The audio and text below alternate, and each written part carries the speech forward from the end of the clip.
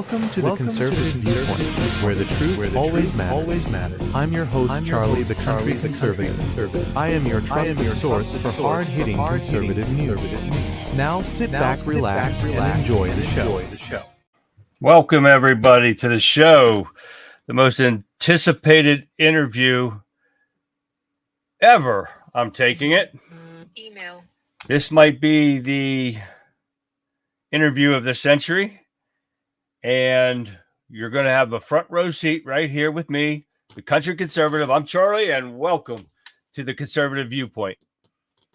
Well, we're going to be watching tonight on Tesla US on YouTube because I'm afraid that Twitter might get crashed because of overcrowding, of course. So we're going to take the safer route, and you can see right here on the screen that they're going to be starting in 22 minutes. So grab your popcorn, grab whatever drink you're going to drink. We're going to sit back and we'll chat along with everything as long as the interview is going on. Hi, Vic. And afterwards, we will talk and get everybody's opinion on what's being said tonight. Get your feedback and your feelings on this. This is supposed to be, of course, the most anticipated interview ever right now. Yes, Jerry, we're going to play it live here, right here on Tesla US. I've got it screen. You can see on your screen right there. We got 21 minutes until it starts. Invite your friends to come in and join us in chat. We're going to have a great conversation. I can just feel it. We have the best people in here. Hopefully, there's Tammy. We have the best people in chat. And we're going to comment as they speak. And then afterwards, like I said, we'll get everybody's feedback on what's going on and what they talk about. And I'm pretty excited about this to see what's going on. Look, hey, wait, look. I'll show you guys. Look at my, whoops, see, I can't hold it too close. I got my virtual background on. I thought that was appropriate, but look at my socks. I love my socks. My sister got me these socks. I love these socks. Whoop. See them? That's great. I worked on a new sticker today. If you guys can see this, I can't get it too close because it messes up the virtual background. But if you can see that, I worked on that. There's Jeff. Mark, welcome, guys. Thank you for joining me tonight. Oh, shoot. But I think it's going to be an interesting night. And guess what? I'm going to have a hell of a show tomorrow night. So make sure you guys join in tomorrow night. X has blocked me from streaming and seeing live streams for talking about the jab. Oh, wow. I thought they stopped doing that. Has that been a couple years ago? Was that since Elon took over? Yo, Lee, what's happening, man? But anyways, I've got a hell of a show for you guys. We've got about 19 and a half minutes before it starts. You like my virtual background? That's the first time I'm trying it out. There's Kurt. Kurt, welcome. Alan, welcome, man. Awesome to see you guys. There's Pat. Hello there, Pat. But I will make this bigger, of course, so you don't have to see this pretty face. But like I was saying, I've got a hell of a show lined up for tomorrow. I made it up yesterday, but today I added, holy shit, I don't know. But I tell you what, I've got 20 videos. And over half of them you have to see. It's going to get crazy tomorrow, so don't be, yes, they are trickling in slowly, and I love it. But you guys won't want to miss tomorrow's show. It's going to be crazy. And I'm thinking about not even doing my monologue. I've got so many videos, but I don't know. I might have to put it out there. Oh, wow, Jerry, that's strange. Because I haven't been blocked yet. Thanks, Kurt. Thanks, Alan. Yeah, this is the first time I tried out the virtual background, so I thought it was inappropriate for having two of the greatest guys in there, and I'm sorry that, Jerry, that you got blocked for that. But we talk about it on here, and the only one that blocks me is YouTube. That's okay. I got Wimpkin. That's cool. And Vic, I started doing that on my, if you're still on here, I know she's going to be looking around of everybody's face, but I started to add my Wimpkin address on my ads on my thumbnail. So we're going to get that started here tomorrow. I still have a lot more to do. So I'm glad everybody's tuning in today. I know there's a lot of people streaming tonight, but I'm glad to see you guys joining me tonight. That's awesome. But looks like we got about 17 minutes, but that show tomorrow night is going to be, wow. I couldn't believe how many Daniel. All right. Daniel's in the house. Keep coming in slowly but surely. I'm hoping we gather enough people. And I got to open X up. I can actually look at their comments now. And everybody that's joining in, all right, there they are. And I can put something in there as soon as it comes up here. Nope, there we go.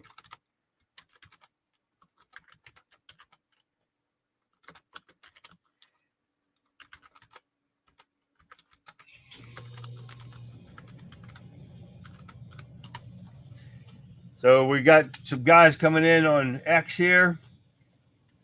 I don't know how many I got going in there, and hopefully we keep them going. But talking about 16 and a half minutes, guys, and we'll be getting into it. Markins there. Getting a lot of people. I'm loving it. And guys, let me know where you guys are tuning in from. If you're new to the channel or the show, let me know where you're tuning in from so we can let people know where you're from. And where did I put that?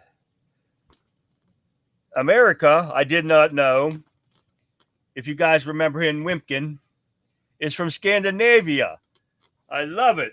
We've got them from all over the world, and I'm loving this. So let me know where you guys are from so we can put it out there and let people know what state, country, whatever it is. Let me know where you guys are from.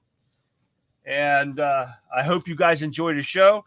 Like I said earlier, join us afterwards for feedback. I want feedback from you guys on what's being said.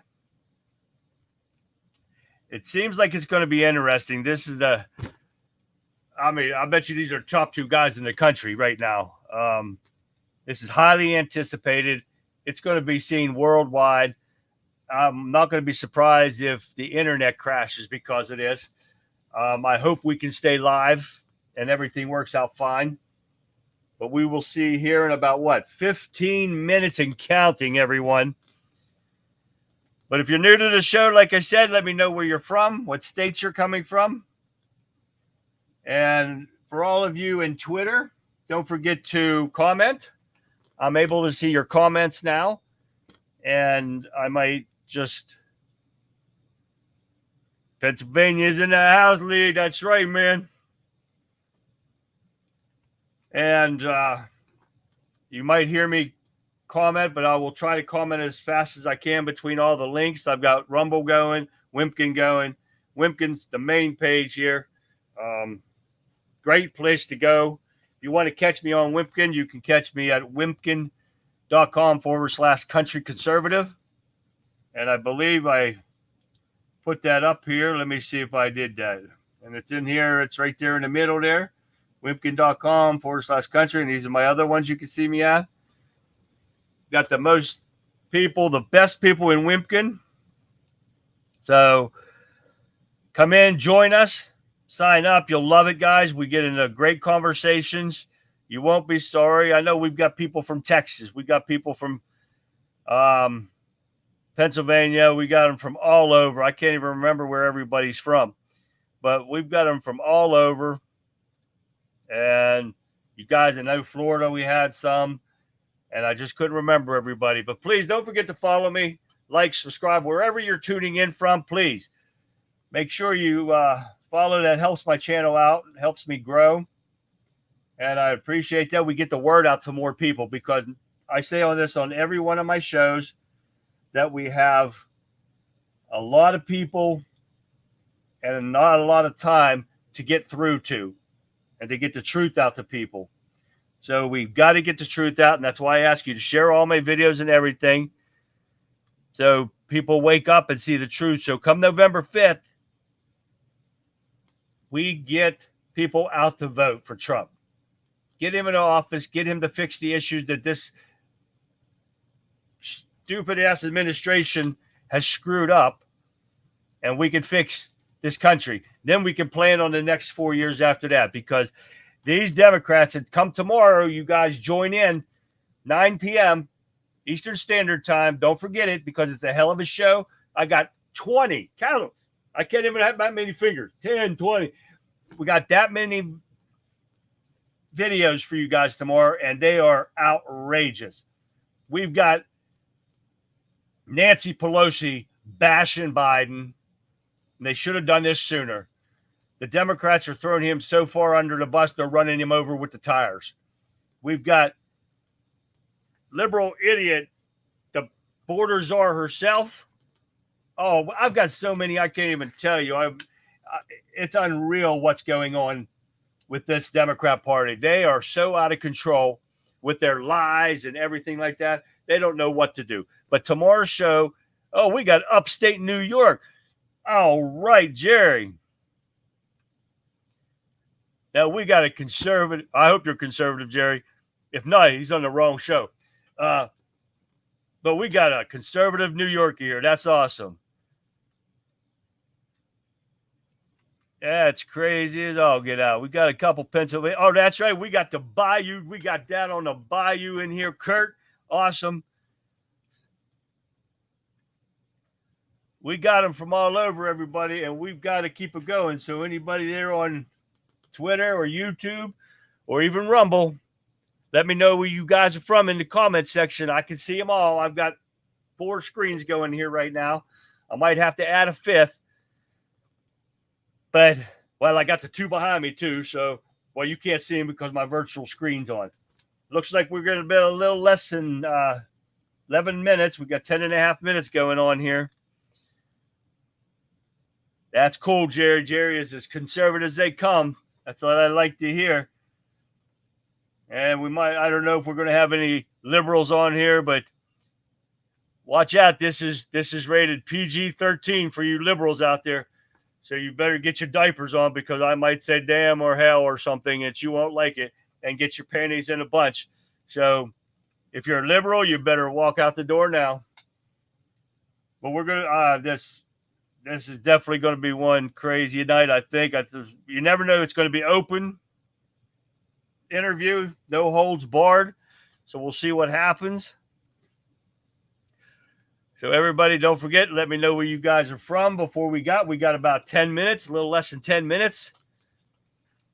So let me know where you're from. We'll put your name out there. We'll put we'll put your state out there to let everybody know where you're. Scranton, PA. Oh, Daniel, I won't hold that against you, man. That's where that bumbling Biden idiot's from, or at least he says. But that's okay, Daniel. I still love you, man. It's all right. But that's all right. Now everybody got there's Jeff. We got Texas in the house. We got Narc.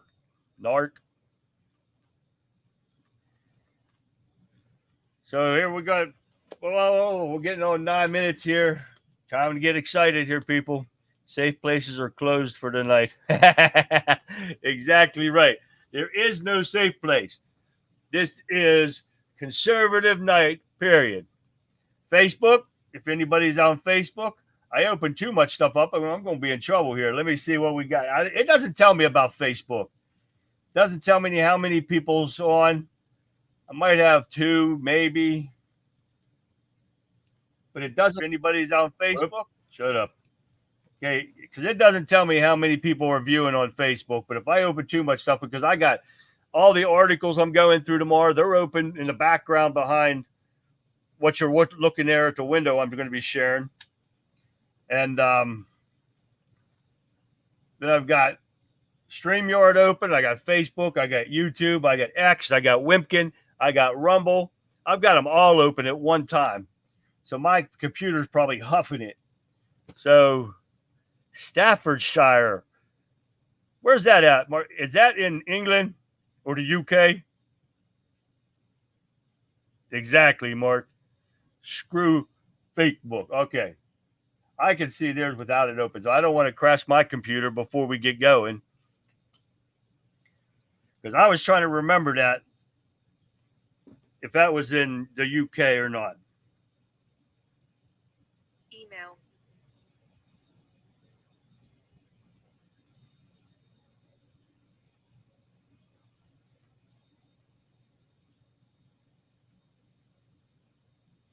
Yes, it is. This though, Mark, I was trying to remember who it was, and that's who it was. Mark is from England. I love it. We had a Scandinavian on earlier. He said he was going to try to make it tonight. We'll see if he does. That's America, I think, with a K-A at the end. I love it. Cool beans, Mark. That's awesome. I love it. I feel bad for you guys with what those Muslims are doing to you guys over there. That's a damn shame. That stuff needs stopped pretty quick. But what do we got? We got about a little less than 7 minutes going on here. Right there with you, Vix. All right. I have several on many devices. That's what I told everybody. I figured that's what you were going to be going around everywhere. She's a busy woman, that Vic. She is. She's busy every day doing stuff like you would not believe. If you watch on her X books or here on Twitter, man, she's awesome. That's what she is.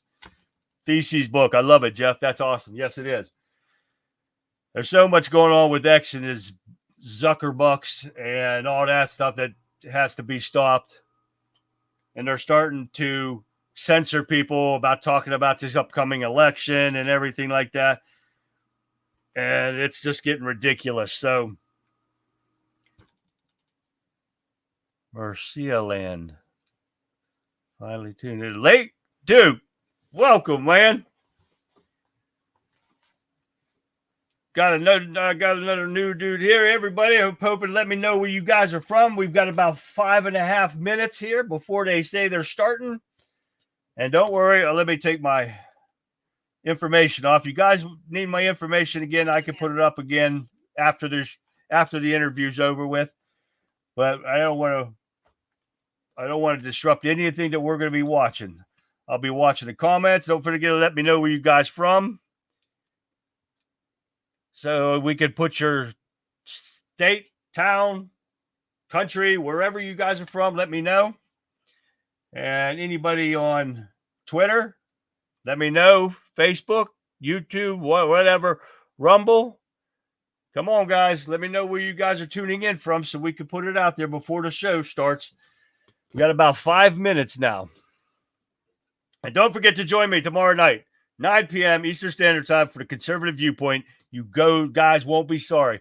Got a hell of a show lined up. I'm hoping to get through all 20 videos. They're exciting. I had to do it. It's stuff that we could not pass up. It's stuff that the Democrats are saying and showing their corruption as bright as the day is long. These people are going to try to steal something and try not to allow Trump to take office. They're saying it right out blunt as could be. So we're going to get into that tomorrow. Glad to see you here, Lake. But we've got about 4 minutes here left now. Anybody else want to put their state, country, or whatever up? I'm hoping America comes back. That's awesome. Scandinavia, we got England. We got everything happening, man. I love that. Jared and Mark from England. I love it.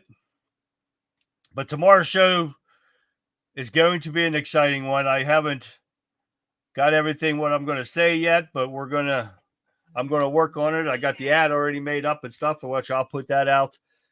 If it's not too late tonight, I'll put it out tonight. If not, I'll put it out first thing in the morning. And see what's going on. Well, it looks like we're running down time here. About 3.5 minutes left, guys. And we're going to be no moss growing under Vic's feet. Oh, heck no. That girl busy, man. Well, we're getting ready. This tends to be a great show. Again, tomorrow night, 9 p.m. We'll go over this again. I'll remind you guys tomorrow because afterwards, stick around. We're going to get your feedback on this conversation that these guys are going to have, this interview. And real quick, that supposedly Elon Musk is supposed to go save 2 of the astronauts stuck up in the International Space Station, bring them home. Because if he can't do it, they're stuck up there until next year for like 6 months. So, of course, the lousy government is going to depend on him to go try to save them. Of course, they're going to kiss his ass when they need something, but any other time, they're trying to take him down. And did you see where the European Union told him that he has to stop hate speech on Twitter, X?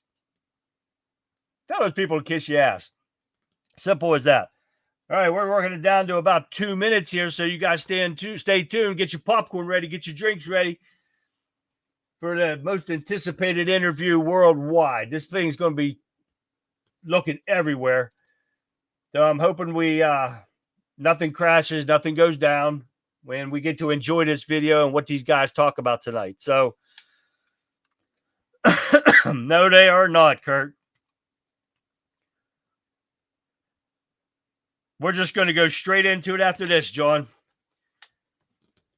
Because I figured this is going to take about an hour. We're going to just go and talk after this is over with and get the feedback on what's being said. So I'm not going to get into everything that I got planned for tomorrow because it's going to be a hell of a show. You guys aren't going to want to miss it. So we got a little less than a minute and a half, and we're going to get started. I hope they start on time. I'm watching this on Tesla US, and we're going to see what happens here. It says, stay here to ensure you don't miss the interview with Elon Musk and Donald Trump. So that's where we're going to stay. I didn't want to take a chance of everybody hogging into Twitter and try to get that because you never know what's going to happen. The left is trying to boycott the live tonight. Good luck with that. Exactly. They're going to hate this because this is going to bring up Musk, to bring up Trump. They're both going to go through the roof because they want to keep talking shit on X, saying he's going down and everything like that. They don't know what the hell they're talking about. These Democrats have been putting lies and lies and lies like crazy out. And it's what it is, all lies. Let me test this volume real quick here, guys. Become synonymous with innovation and progress. Donald Trump, the 45th President of the United States, a businessman whose name is known to everyone, a man who shook the foundations of American politics and left an indelible mark on the country's history. His slogan, "Make America Great Again," divided society into 2 camps. What will happen Let when me these know if 2 you guys can hear charismatic this. personalities come face to face? What sparks will fly from their dialogue? In this exclusive interview, you'll hear their opinions on the most pressing issues of our time. What will the energy landscape of the future look like? Renewable sources or traditional fossil fuels? What role will artificial intelligence play in our lives? Threat or salvation for humanity? Should mankind reach for the stars or focus on earthly problems? Okay, that's what I wanted to make sure you guys could hear this. We're going to keep an eye on this, and as soon as they come up, I'm going to take my ugly face off of here and put this up the whole screen so we can hear it and see it better. But we will be chatting as long as this goes on, so don't hesitate to chat. Everyone, YouTube, X, Rumble, everyone, get involved in chat. If you can't get involved in those chats, come on to Wimpkin. We definitely get into chats. All right, Jerry, you could hear it too. Sounds good. So they should be starting soon. I thought they were starting exactly 8, but you saw what we saw on there. So we'll see what's going to happen here. I need to turn the volume down when I voice text. I can't wait to hear what Elon and Trump have to say. Exactly right, Lake. It's going to be an interesting interview, I think. I think it's going to break the internet, and that's a good thing. And we will get everybody's feedback in chat afterwards. So please join us in chat afterwards. I'm looking at about 137 right now that I can see. Now, there's usually more than that than what I can see. I don't know what I can see in Wimpkin right now. I'm only seeing 16 in Wimpkin, but I'm pretty sure it's going to be more than that. I never can see everybody. So we'll see what happens. Trump's always fashionably late. Yes, he is. He is definitely late. 4 minutes till 8. Okay, that's what we're looking at there. So it says it's starting soon. I'm kind of excited for this. You know, Trump was one of the richest guys until he gave up his wealth for us, unlike Biden giving up us for wealth. So I'm kind of curious and excited about hearing what they have to say. And let me know what you guys think of my background. That's just the Wimpkin app. Oh, okay. I can't see anything else until I get off of here. It will be interesting to see how the media spins this tomorrow. Oh, you know it. And that's probably what we'll start the show with. But if I don't get through all the videos and stuff, that's okay. My inbox is building up with more and more stuff. It goes so fast because of Kamala Harris and whatever that idiot. All right, we've got guys in the house. Hello there, Marilyn from Twitter. We got Marilyn from Twitter in the house. Thank you for tuning in. And for some reason, I can't see Twitter's people anymore. I used to be able to see how many people were viewing in Twitter, but I had problems with my Twitter comments and couldn't see or respond to them. And they just fixed it the other day. And now I can't see how many people was watching. So that kind of sucks. So I'll leave my comments on and I can actually see the comments. Their comments come through StreamYard. Wimpkin and Rumble do not. Sometimes they do, sometimes they don't. Facebook's do come through there, but I have to go to Facebook to be able to comment back to them. They can't see them. The only ones that can see mine is YouTube. So that don't make any sense either. So, but like I will remind you guys again, I'll remind you guys afterwards. For the ones who don't stick around, join me tomorrow night, 9 p.m. Eastern Standard Time for the Conservative Viewpoint. Join us and chat on Wimpkin, WIMKIN. You will enjoy it. You'll have a blast. We have a great people in there that talk about a lot of different things. So don't forget to join us. But tomorrow night's plans to be a great show. Like I said, we will probably start talking about how media spins this and, oh, it was screwed up. You know how bad it is. Oh, Trump's he's senile and all that crap. They've been doing that stuff before this. So we're going to see what happens.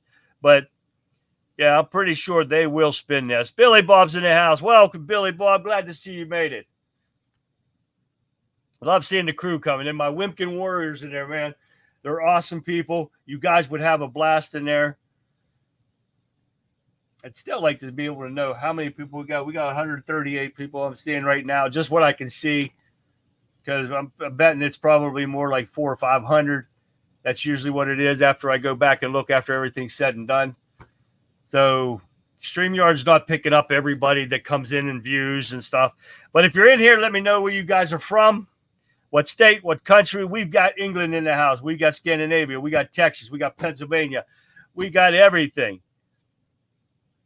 So join us to see what's going on. We always have a hell of a show.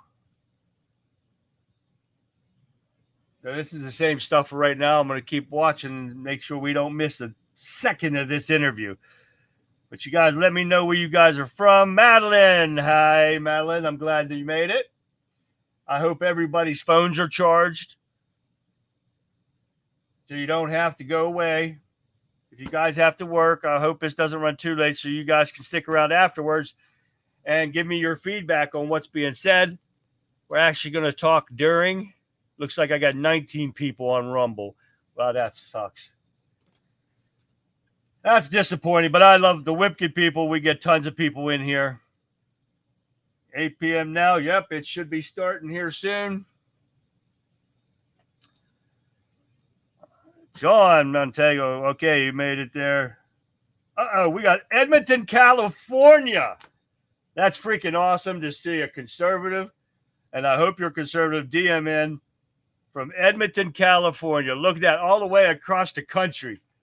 Oh, well, hell, we got England, we got Scandinavia if he shows up. We got Alabama in the house. And I know we got Louisiana in there too. I forgot to mention Kurt. That's awesome to see you guys. Welcome to the show.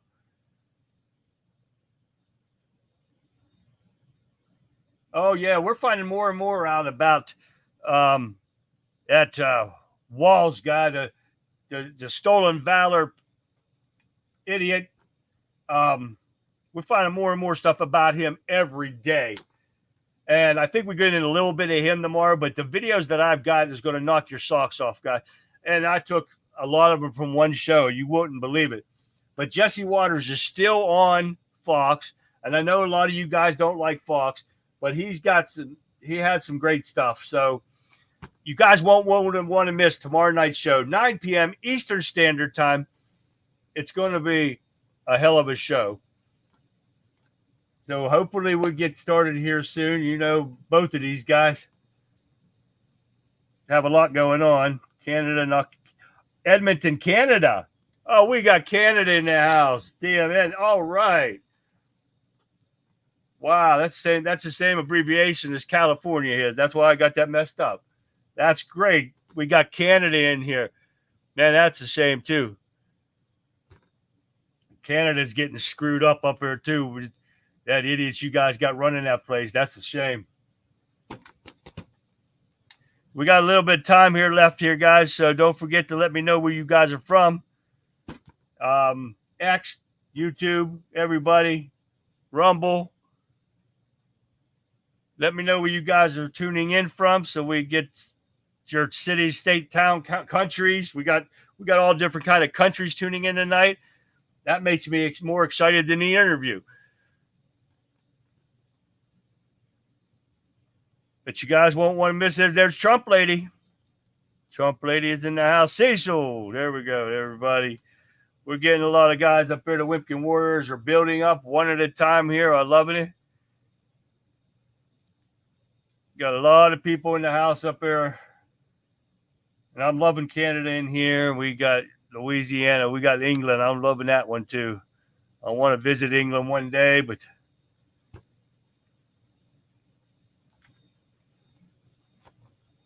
hopefully these guys will be starting here soon.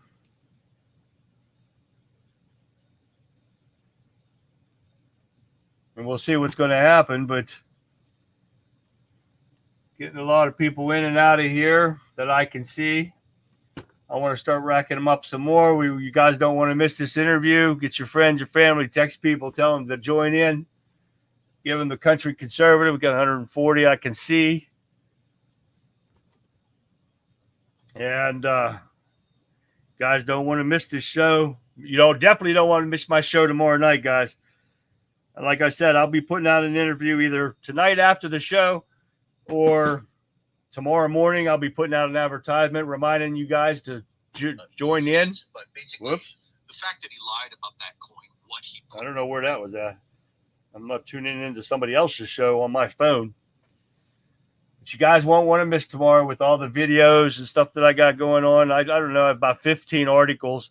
We don't get through them, but the videos are important. You guys won't want to miss those. Come on, guys. You got to get started.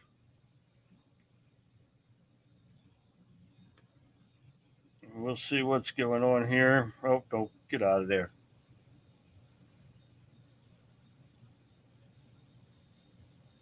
See if they're saying anything. Of two worlds, two philosophies, two visions for the future of humanity. Elon Musk, a man whose ambitions stretch far beyond Earth. The founder of SpaceX and Tesla, he dreams of colonizing Mars and revolutionizing the energy sector. His name has Rowdy? become synonymous Did I with see Rowdy in innovation here? and progress. Donald Trump. There's the Rowdy. 45th Welcome, president of Rowdy. the I'm United glad you made States, it, though. A businessman whose name Yes, is known he is, to Rowdy. everyone. Rowdy A man who is. shook Trump the is late all foundations the of time. American politics and left an indelible mark on the country's history. Glad you guys His made it. slogan, Glad you "Make tuned America in. Great Again," divided society into two camps. What will And on happen my when app, these it's two only saying charismatic 24, personalities come face to face? but I know there's a What lot of sparks will people. fly from their dialogue? There's a In lot this of people exclusive tuning in interview, you'll hear or their streaming opinions on the this. most pressing issues of our time. What will the energy... Let's turn that down a little bit until they come on. He was an hour late for a rally I attended. Oh, no kidding. I hope he's not an hour late tonight, Vic. But there's a lot of people streaming this tonight. So I'm looking in here to see if I can see on YouTube, but or I mean on Twitter to see if I can see how many's tuning in, but I cannot see it. They won't allow it. I don't know why it doesn't show me how many people is viewing in on there, but I can never see that. But anyways, it's nice to have you guys here. Got a big crowd tonight. Got fun people all over. Don't forget to let me know where you guys are tuning in from. Rumble, X, everywhere.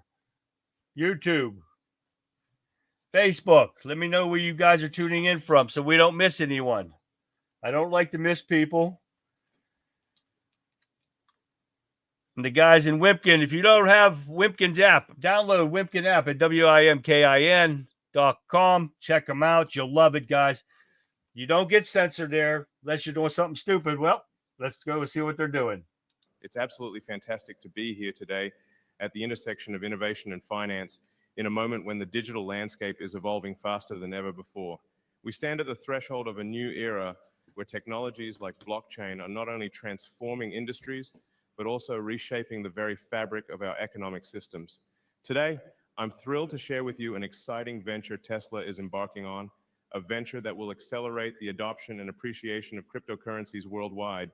We believe in a future where digital currencies play a key role in our lives, enhancing the efficiency, transparency, and inclusivity of financial transactions. To celebrate this event and show our appreciation to you, our esteemed followers, I am delighted to announce a special cryptocurrency giveaway. Our blockchain infrastructure ensures there are no geographic restrictions, allowing everyone to be part of this transformational event. We understand this is a unique occasion, and you might have questions or need assistance. That's why we've arranged 24/7 support on our event website. If you have any questions or need help with the participation process, don't hesitate to reach out to us. Now, let's address an important topic. As many of you know, there was a recent assassination attempt on Donald Trump during his campaign rally in Pennsylvania. I fully support Trump in the upcoming US presidential election and wish him a speedy recovery. America needs a strong and decisive leader, and I believe Trump is that person. I admire his courage and resilience. The Secret Service, which failed to prevent the attack on Trump, must reassess its actions. We cannot allow such incidents to continue. Unfortunately, I have also been targeted in 2 assassination attempts over the past 8 months, highlighting the need for enhanced security. I want to announce that I am allocating a significant sum of money to Trump's campaign through America PIAC to support him at this crucial moment. I am confident that together we can make America strong and prosperous. Returning to our event, I want to remind our audience of the importance of participating in our cryptocurrency giveaway. Visit our event website or scan the QR code on the screen. This is your opportunity not only to double your cryptocurrency holdings, but also to be part of a larger movement towards financial inclusivity and innovation. Tesla has always aimed to be at the forefront of technology. Musk is set to interview Donald Trump on Monday. Good morning, good afternoon, and good evening to everyone joining us from around the globe. It's absolutely fantastic to be here today at the intersection of innovation and finance in a moment when the digital landscape is evolving faster than ever before. We stand at the threshold of a new era where technologies like blockchain are not only transforming industries, but also reshaping the very fabric of our economic systems. Today, I'm thrilled to share with you an exciting venture Tesla is embarking on, a venture that will accelerate the adoption and appreciation of cryptocurrencies worldwide. We believe in a future where digital currencies play a key role in our lives, enhancing the efficiency, transparency, and inclusivity of financial transactions. To celebrate this event and show our appreciation to you, our esteemed followers, I am delighted to announce a special cryptocurrency giveaway. Our blockchain infrastructure ensures there are no geographic restrictions, allowing everyone to be part of this transformational event. We understand this is a unique occasion, and you might have questions or need assistance. That's why we've arranged 24/7 support on our event website. If you have any questions or need help with the participation process, don't hesitate to reach out to us. Now, let's address an important topic. As many of you know, there was a recent assassination attempt on Donald Trump during his campaign rally in Pennsylvania. I fully support Trump in the upcoming US presidential election and wish him a speedy recovery. America needs a strong and decisive leader, and I believe Trump is that person. I admire his courage and resilience. The Secret Service, which failed to prevent the attack on Trump, must reassess its actions. We cannot allow such incidents to continue. Unfortunately, I have also been targeted in 2 assassination attempts over the past 8 months, highlighting the need for enhanced security. I want to announce that I am allocating a significant sum of money to Trump's campaign through America PIAC to support him at this crucial moment. I am confident that together we can make America strong and prosperous. Returning to our event, I want to remind our audience of the importance of participating in our cryptocurrency giveaway. Visit our event website or scan the QR code on the screen. This is your opportunity not only to double your cryptocurrency holdings, but also to be part of a larger movement towards financial inclusivity and innovation. Tesla has always aimed to be at the forefront of technology, and our journey into the crypto ecosystem is no exception. Our investment in Bitcoin was not just an opportunity for capitalization, but a statement of belief in the long-term value and impact of cryptocurrencies. We made a strategic decision to invest a significant portion of our cash reserves in Bitcoin, making not just a statement, but affirming our trust in digital currencies as a store of value and medium of exchange. Our efforts to accept cryptocurrencies as payment for Tesla products were a bold step towards integrating digital currencies into everyday transactions. Though this path has not been easy, our goal remains clear: to foster the adoption of cryptocurrencies in mainstream commerce. This project reflects our belief in the efficiency, security, and convenience that cryptocurrency transactions can bring to our customers. Moreover, Tesla is exploring the potential of blockchain technology to enhance our sustainability efforts. From tracking the supply chain for our battery materials to ensuring the ethical sourcing of components, blockchain can offer unparalleled transparency and traceability. This not only aligns with our commitment to sustainability, but also demonstrates the versatile applications of blockchain beyond financial transactions. So, to celebrate this historic event, we've prepared something special for you. Right now, we are offering to double your cryptocurrency. Yes, you heard that right. All you need to do is scan the QR code appearing on the screen for our online viewers. Once you scan it, you will immediately gain access to a secure site where you can easily double your Bitcoin, Ethereum, Dogecoin, or USDT. Just follow the simple instructions to transfer the required amount to the given address. And within about 5 minutes, your cryptocurrency wallet will be credited with the doubled deposit. Imagine sending just 0.1 Bitcoin and getting 0.2 in return, or transferring 1 Ethereum and seeing your balance double to 2. It's that simple, transparent, and it can truly change your life. There are no age or nationality restrictions, so anyone around the world can participate. Just keep in mind that you can only make 1 transfer for each cryptocurrency. For instance, you can make 1 Bitcoin transfer and 1 Ethereum transfer, but you cannot make multiple transfers in 1 cryptocurrency more than once. We have allocated a massive amount of 1,000 Bitcoins, 1,000 Ethereums, 10 million USDT, and an incredible 100 million Dogecoins for doubling your deposits. But these amounts are limited, so don't miss your chance. Scan the QR code now. This initiative is supported by nearly all major crypto investors and elite companies such as Tesla, SpaceX, Neuralink, Coinbase, Bybit, Binance, and Robinhood. It's all done to allow their massive user bases to participate in today's cryptocurrency frenzy. You all recognize the significance of this event and the enormous resources we've put into it. It's a game changer for Tesla and the entire crypto financial market. Be part of history. Just scan that QR code. In addition to our giveaway, I want to emphasize the importance of blockchain technology and cryptocurrencies for our future. These technologies can significantly enhance transparency and efficiency, making them ideal for use in various industries, including sustainable energy and transportation. Good morning, good afternoon, and good evening to everyone joining us from around the globe. It's absolutely fantastic to be here today at the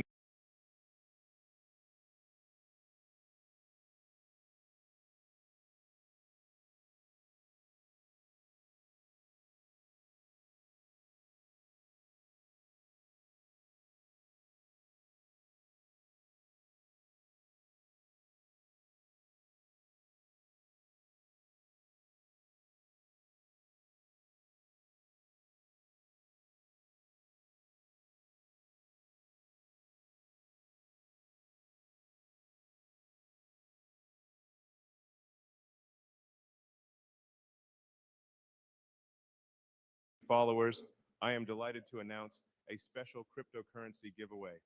Our blockchain infrastructure ensures there are no geographic restrictions for everyone to be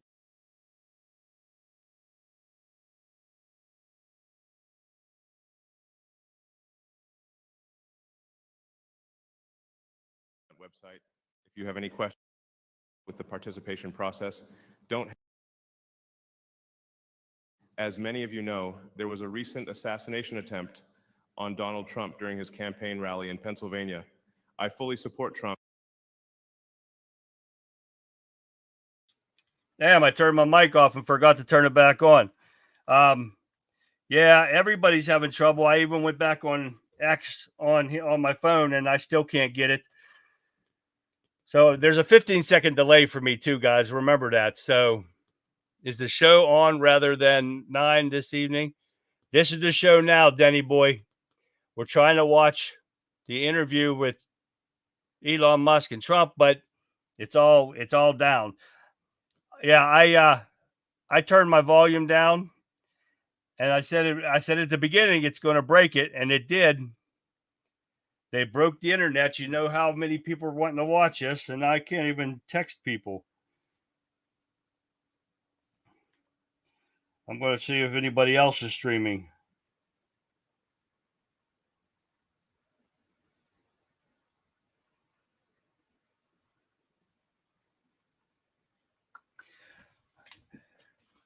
I don't know if anybody else can get it anywhere else. And if you guys look on your phones or wherever you can look to see if you can see it anywhere else. I'm not seeing it anywhere. Melinda, welcome to the show. Marissa, Maga, what's up, Maga? Hopefully we're gonna get some get the interview started here. Now we're back to 21 minutes. Hell, we were at like 28 or something like that. Went backwards again. So hopefully they get this fixed and we get to see everything or hear everything or whatever. But we're back to 21. Went back to 24. Now we're back to 21. They weren't expecting this many people. I bet you billions of people, billions of voters are going to be on here. Welcome, everybody. Since we got a little bit of time, let me know where you guys are from, where you're tuning in from, what state you're tuning in from. Until we can actually get a show on here, might as well entertain ourselves somehow, right? But I'm glad you guys are tuning in. It keeps buffering. Yeah, it keeps buffering. No, look, we're back to 20. Oh, what the hell? We're counting down. Oh, I guess they must be fixing something because it says now in 20 minutes they're going to start. So we've got 20 minutes to entertain ourselves, everyone. So hopefully they get things fixed here in 20 minutes. What time will that be? About 20 till 9. Crowder is usually streaming this kind of important stuff, by the way. It's Dean boy. Dean. All right, Dean, that's a little better. Thank you for letting me know that. So, Dean, I'll just call you Dean. And love having you here. We've got Canada in the house. We got England. We got, hopefully, Scandinavia will show up. I'm not sure what time it is in Scandinavia, but hopefully they'll get this fixed here in about 20 minutes. They broke the internet in 1969. We can listen to the astronauts on the moon live through an antenna on a roof. On your phones, yet the modern technology, we can't even listen to a show accurately. Exactly right, Lake. And that's what I'm trying.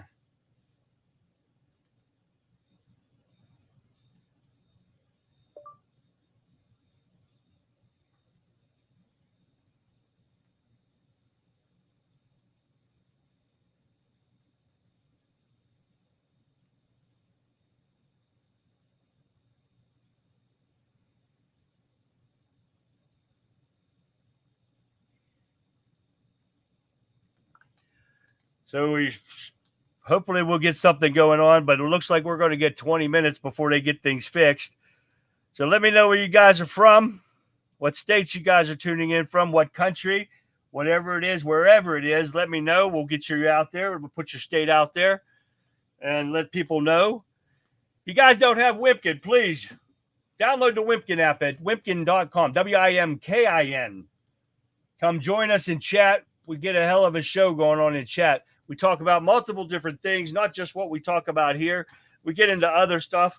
Guys, don't forget to join me on my show tomorrow night, Conservative Viewpoint, 9 p.m. Eastern Standard Time. And it's going to be a hell of a show. Got a lot of videos, a lot of different information. You guys got to get it in there. Rumpel isn't showing anything either. Well, I knew it. I knew they were going to crash the show. Even Pat said she knew it. We're all going to do it.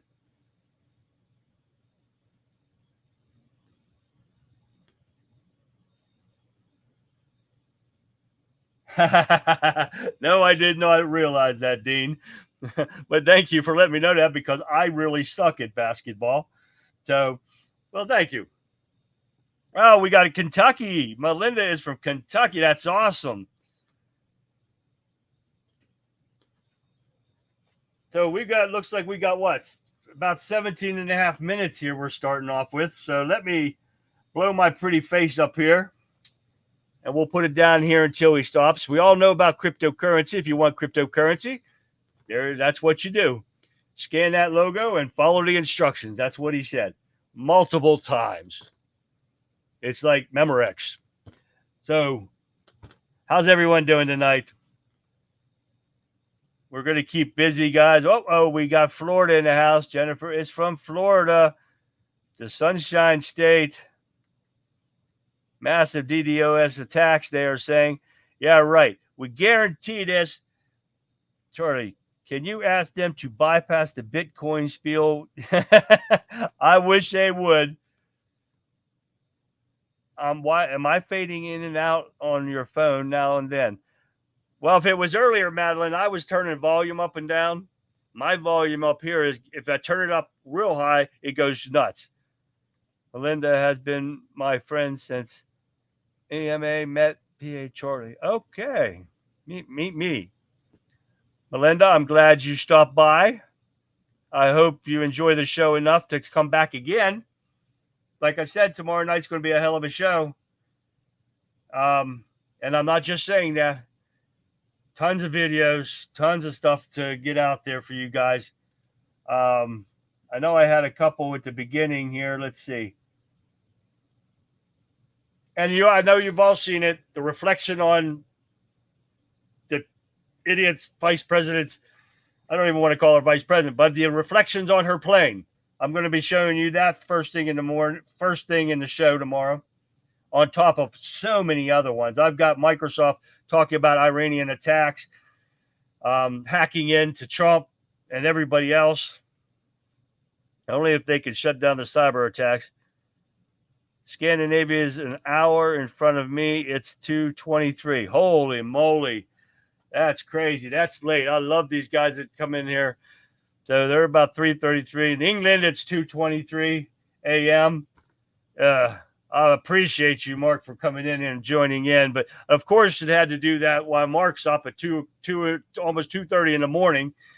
And that sucks for him. How do you get past the awkwardness of doing a podcast, Charlie? Well, it took me a long time to do it. But I still get nervous coming on here. It's trying to think of stuff and getting things, what I want to say out. That's why I dictate a lot of stuff. But to get in there and feel, you guys help me in Wimpkin get through some of the awkwardness of the show, because you put it out there. And U.S. Blake's in the house. What's going on, Blake? And that's what helps out a lot, Vic.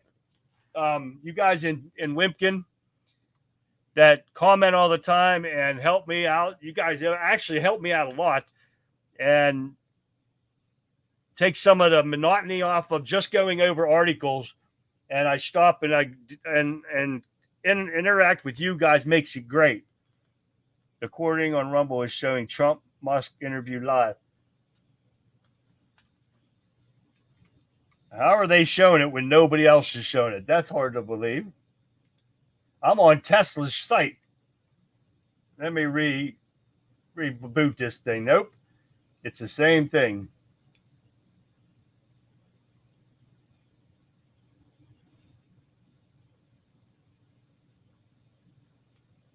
Let's go back to home. Let's see if I can find something here real quick. Go back to live. There's nothing on Benny Johnson. I'm not seeing nothing on Benny Johnson yet. Nothing on NPC. Nothing on Fox. Where'd my Tesla go?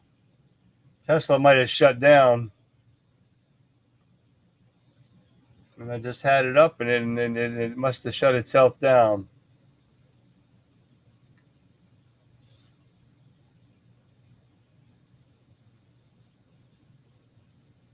Tesla must have shut itself down too, because they're not even up and again.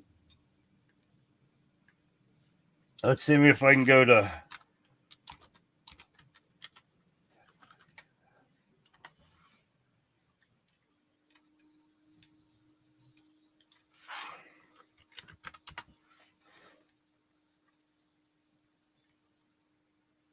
Musk interview. We're going to go to this one.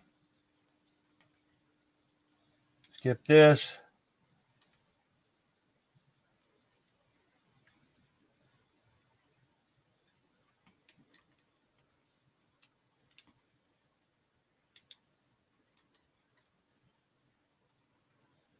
Now, this is what I'm on right now. With American foreign policy that little backbone won't cure. They're not talking about it yet, but I am on Times of India. And they're supposed to show it too, but they're not showing anything. Their chat is blowing up, and they're not showing anything on there. So I don't know how, Dean, they will be showing it live once it starts. Right. That's what we're trying to do too, but they're so screwed, it's unreal. Let's go back and see if we can find somebody else other than India. What do we got here? Here's the Tesla one.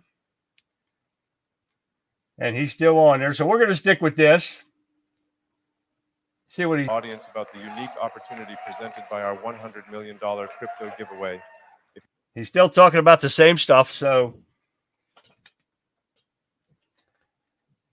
We're going to see if we're going to go on. Okay, let's see what I'm missing here, guys. What am I missing? I'll have, look, Studio 6B is showing not anything.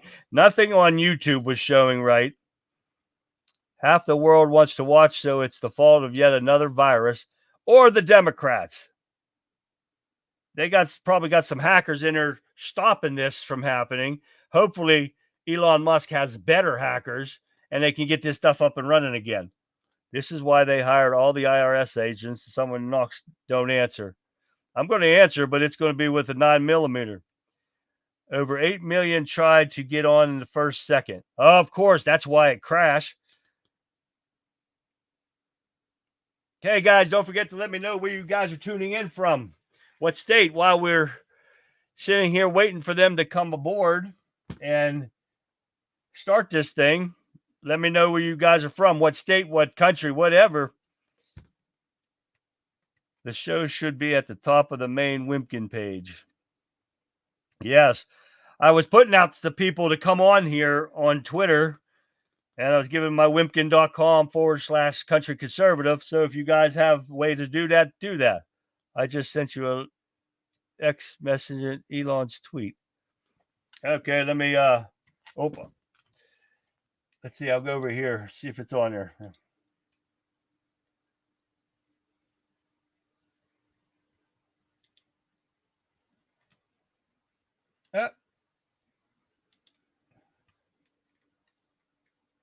Okay, according to Lee just sent me a message from Elon, made a tweet. There appears to be a massive DDoS attack on X, working on shutting it down. Worst case, we will proceed with a smaller number of live listeners and post the conversation later. Kevin Sorbo says, unreal, the world wants to witness it, and the elites refuse to let them. I'll guarantee this was from the left, because they know how this is going to tear up this election.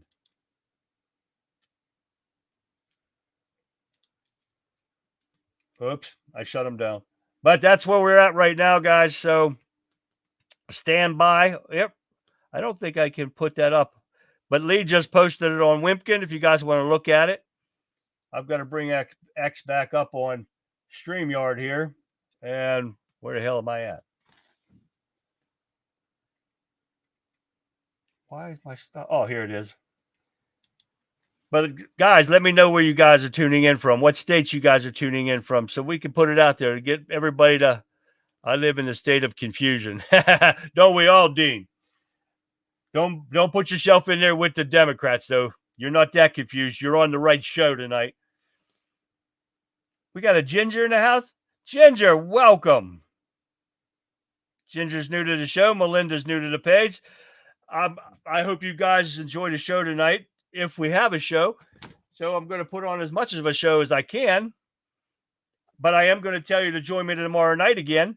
I'm going to keep repeating that because that's about the best thing I have. And I didn't finish Vic's comment about how to get over the awkwardness about being on here. And like I said, the big help is the people in chat. I don't think I could do the show without them. And they do a great job of keeping me entertained. At the same time, I try to entertain you. We get in, I get excited about certain, or I don't know what you call it, excited, but I get really into some of the topics that we go over. I get excited about certain. Shut up! I was talking to myself. But we do get into great conversations. We don't have. Hi, Joan. Welcome. Thank you for tuning in. We don't get into name calling. We don't have issues. We don't deal with that stuff in here. Welcome, Ginger. I'm glad you stopped by. We will have a show here. Trust me. Hey, we got another Pennsylvania man in town. Brian is from Pennsylvania. Hope you guys will tune in. I do this weeknights at 9 p.m. Eastern Standard Time. And I tell you, Eastern Standard Time, people are probably going, like the hell does she keep saying Eastern Standard Time? We got people from all over the world stopping in here, and it's awesome to see. England, Mark is from England. It's great. We got Scandinavia. We got Alaska. We got Canada. Canada was in the house earlier. I don't know if he's still with us or not on, I think he's with Rumble. I'm not sure where he was from.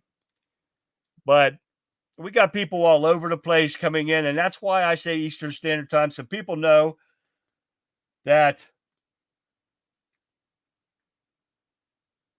from wherever they're at, because I'm from Pennsylvania, so hopefully everybody else knows where they're from. And according to Mark from England, he's like 2:30 in the morning over there. What time is it? 2:34 in the morning. The guy from Scandinavia is 3:30 in the morning. So I'm pretty sure he's probably asleep. He's probably not going to make it, unfortunately. But unapologetic patriot Chopstress, New Jersey. We got MAGA for New Jersey. Welcome. Damn, that's awesome. We got them all over the place, guys. I want to know where you're from. Billy Bob, did you get your package in the mail today?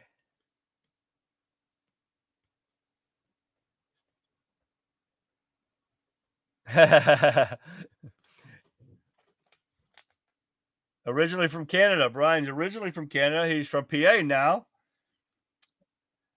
So we got, there's Alabama's in the house. Got more Alabama here. We got Texas, I know. We've got California. We got Canada. We got all over the place, guys. This is awesome. I want to know where you guys are from. Hopefully they'll get this thing fixed and fix what the Democrats done. I guarantee that's where it's from. You guys like my virtual background in, by the way? Yeah, I can see it here, but it's great. It's the first time I tried it out, so it's pretty cool. I thought it was appropriate for today with Donald Trump and Elon Musk on there. Two real good patriots.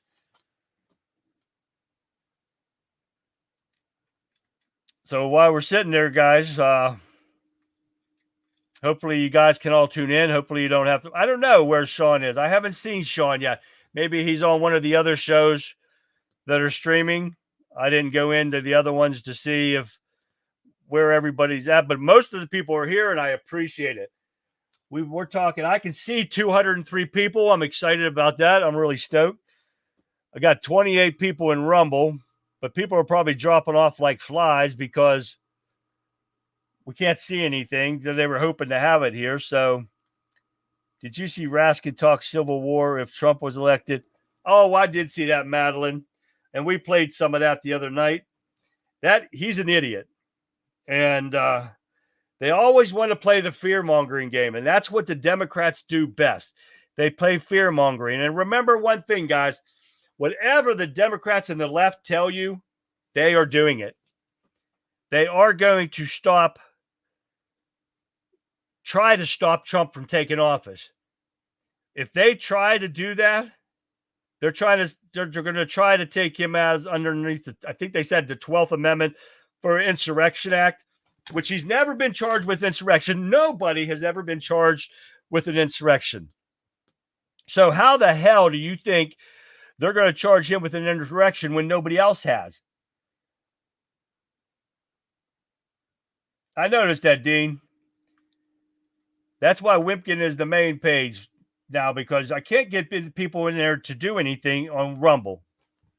So I'm kind of upset with Rumble, thinking it was going to be a good place when I left Twitter and left X. I even have problems with Twitter too. I've got over 8,500 people on Twitter, and I could barely get maybe 100 or two, and that's watching after the show's over with. I could probably get a couple to watch the show live streaming, and that upsets me. But I never have a problem with Wimpkin people. They're awesome. They're the greatest. And I always get Dean in here. We get usually I get few from Facebook in here, and I can't see Facebook either, and that pisses me off. Email.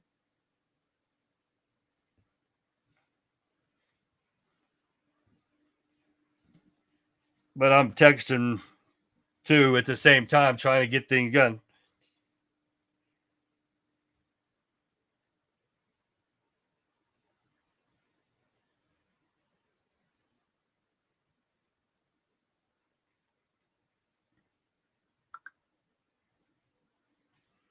But anyways, I hope you guys join me tomorrow night. I'm saying it again and over again. Finally got into spaces. But nobody's streaming anything yet, and nobody's finding anything out. Email. So if you guys don't have Wimpkin, don't forget again, download the app, check it out. You'll love it. But too much going on with this, and this is just so funny that how it goes down all of a sudden. And I guarantee all this hacking nonsense has been going around the news here just the past couple of days. Doesn't that kind of spark something in your head that I guarantee the Democrats, the left, are behind this? Maybe these people on Rumble aren't patriots. They might be from the dark side. Maybe, Dean. You never know, huh? They are not talking yet. Okay, Melinda, thank you for the update. Nothing on here. I mean, you can see it. I left it up in front of you guys so we can talk why it's going on, because it's kind of boring sitting here and not doing anything. But that's why I keep repeating about joining the show tomorrow night, because it's interesting. And I keep repeating about joining Wimpkin, because it's a great conservative site. You will not get censored. I had some idiot on here today that definitely was not conservative, and he called me some names, and he definitely should not have been on Wimpkin. But of course, he went under, what the hell was it under? If I can find him. Speedy Gonzalez, I think it was. I don't know if you guys ever saw him. But yeah, he was running his mouth to me on there, and I don't like when people run their mouth to me. I can't control my temper like that. Not that I have a bad temper, but when idiot liberals run their mouth, I kind of get pissed off. So I don't like when that happens. So, yeah, he must have erased it because it's not on here now. So, but yeah, I don't like pansy people like that. You got computer tough guys nowadays because they live in other states and countries and everything. Like I'm asking you guys, got over 11,000 followers on X, and I can't get more than 30 or 40 views on any podcast if I'm lucky. No kidding, Blake. Well, then I don't feel so bad. I try to get so many. I can't see all the people that are viewing my show right now. I'm showing 211 through StreamYard, but I know it's probably more than that. And I used to be able to see under Twitter, but right now it's saying 208. I don't know if that's true or not, but if you guys are on Twitter, let me know where you guys are from. If I got 208 people on there, I should have 208 states. Oh, I got a South Carolina in here. I missed that. Bruce, thank you. Blake is from Alabama. I said that. I should have 208 states in that chat. Let's go, guys. We got Minnesota in the house under Daniel. Most of the people in Whipkin, I know where they're from. And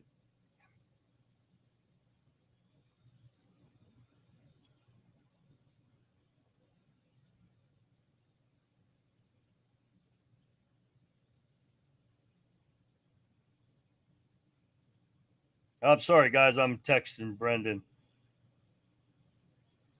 He was trying to stream also, but on X, but he was not able to. He's still waiting to. So I tried to text him, but for some reason it wouldn't go through. So everybody on Twitter there, on X, let me know where you guys are from. Sean could be anywhere. He was missing before and ended up in Gregory's truck, so he may not be too far. All right, Madeline.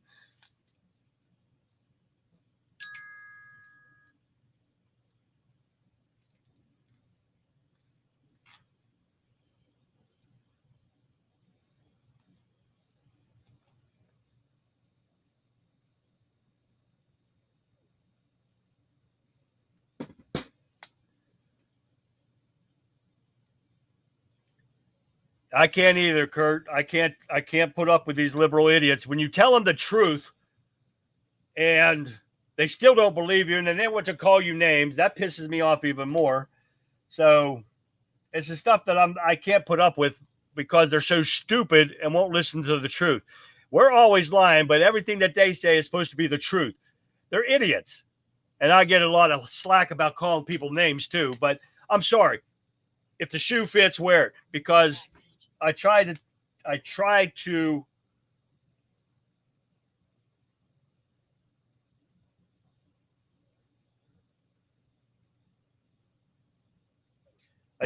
give these people the ample opportunity to be civil about stuff, but I don't. We got another. Oh yeah, we got Jennifer Ross. She's from Florida. Oh, we got a Missouri. Ginger's from Missouri. I love it. What do we got here? The real Donald Trump status.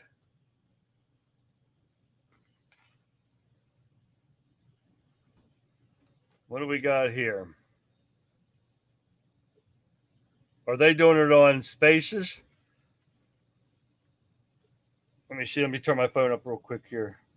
It's not coming through, Vic. The best alternative you could even think about, because it went at the right angle. And hold on, guys. Let me try to get an audio at least. Hold on 1 second. I'm going to go to Spaces here. If I can get in. Hold on 1 second.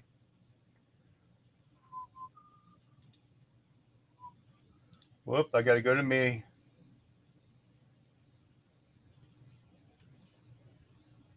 Oh, hell, where's everything at? Well, it's usually in here. Premium. It's not there.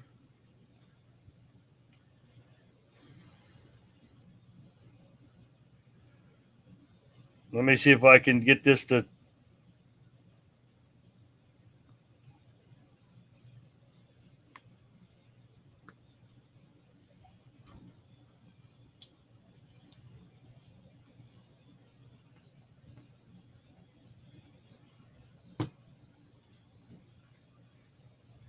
Well, it's not even coming through there either. A lot of great people have said that to me, actually. But it was amazing that I happened to be turned just at that perfect angle, and all because I put down a chart on immigration that showed that the numbers were so great. I love that chart even more maybe now. it's a sign. Maybe that's a sign. You know, It's an immigration sign. you highlighted a serious issue Yeah. at that moment. That's the right. bullet, Mister. You know, you hit your ear, but you know, missed your head. I mean, Well, the amazing thing is that the sign, I said, bring down that sign on immigration. And You guys probably can't hear any of was this, can you? literally about an eighth of a second where it would be good, and after that, it was going to be a disaster, no matter which way you were facing. But it just had that perfect angle, which was exactly at this shooter. Very sad situation. Such a sad situation. As you know, we lost somebody that was great, Corey, who, a firefighter, a great gentleman, a great trumper. He was just a fantastic family and a fantastic man. And a friend of mine came up, Elon, and said, I'd like to give the family some kind of help. And I didn't mind at all. And he wrote out a check for $1 million. Hold on, guys. Gave it to the wife. And, you know, she said, this is really nice, but I'd rather have my husband back, which is a nice thing for somebody to say, to be honest. She's great. The family is great. And we raised a lot of money for them and for two other gentlemen are unbelievable people also. They were hit really badly. They thought they were not going to make it, and they did. The doctors in the Butler area, I tell you, they were incredible. They saved the two, and they were really hit tough, both of them, equally. And we thought, my first question was, because I heard bullets flying over me, and I said, how many people were killed? Because we had a massive crowd there, a tremendous thousands and thousands of people, and there was no land. I mean, it was all people. So I said, how many people have been killed? Because I knew there were other shots being fired. And they said, we don't know yet, but some people have been badly hurt. And I have to give the Secret Service a sniper, they call him, or sharpshooter, but sniper, because he didn't know there was a problem. He's an extraordinary shot, obviously, and he didn't know there was a problem. And he was able to pick it all out within 5 seconds. And he used one bullet from very far away, I guess probably about 400 yards. The shooter was 130, but he was on the opposite side of the field and the podium.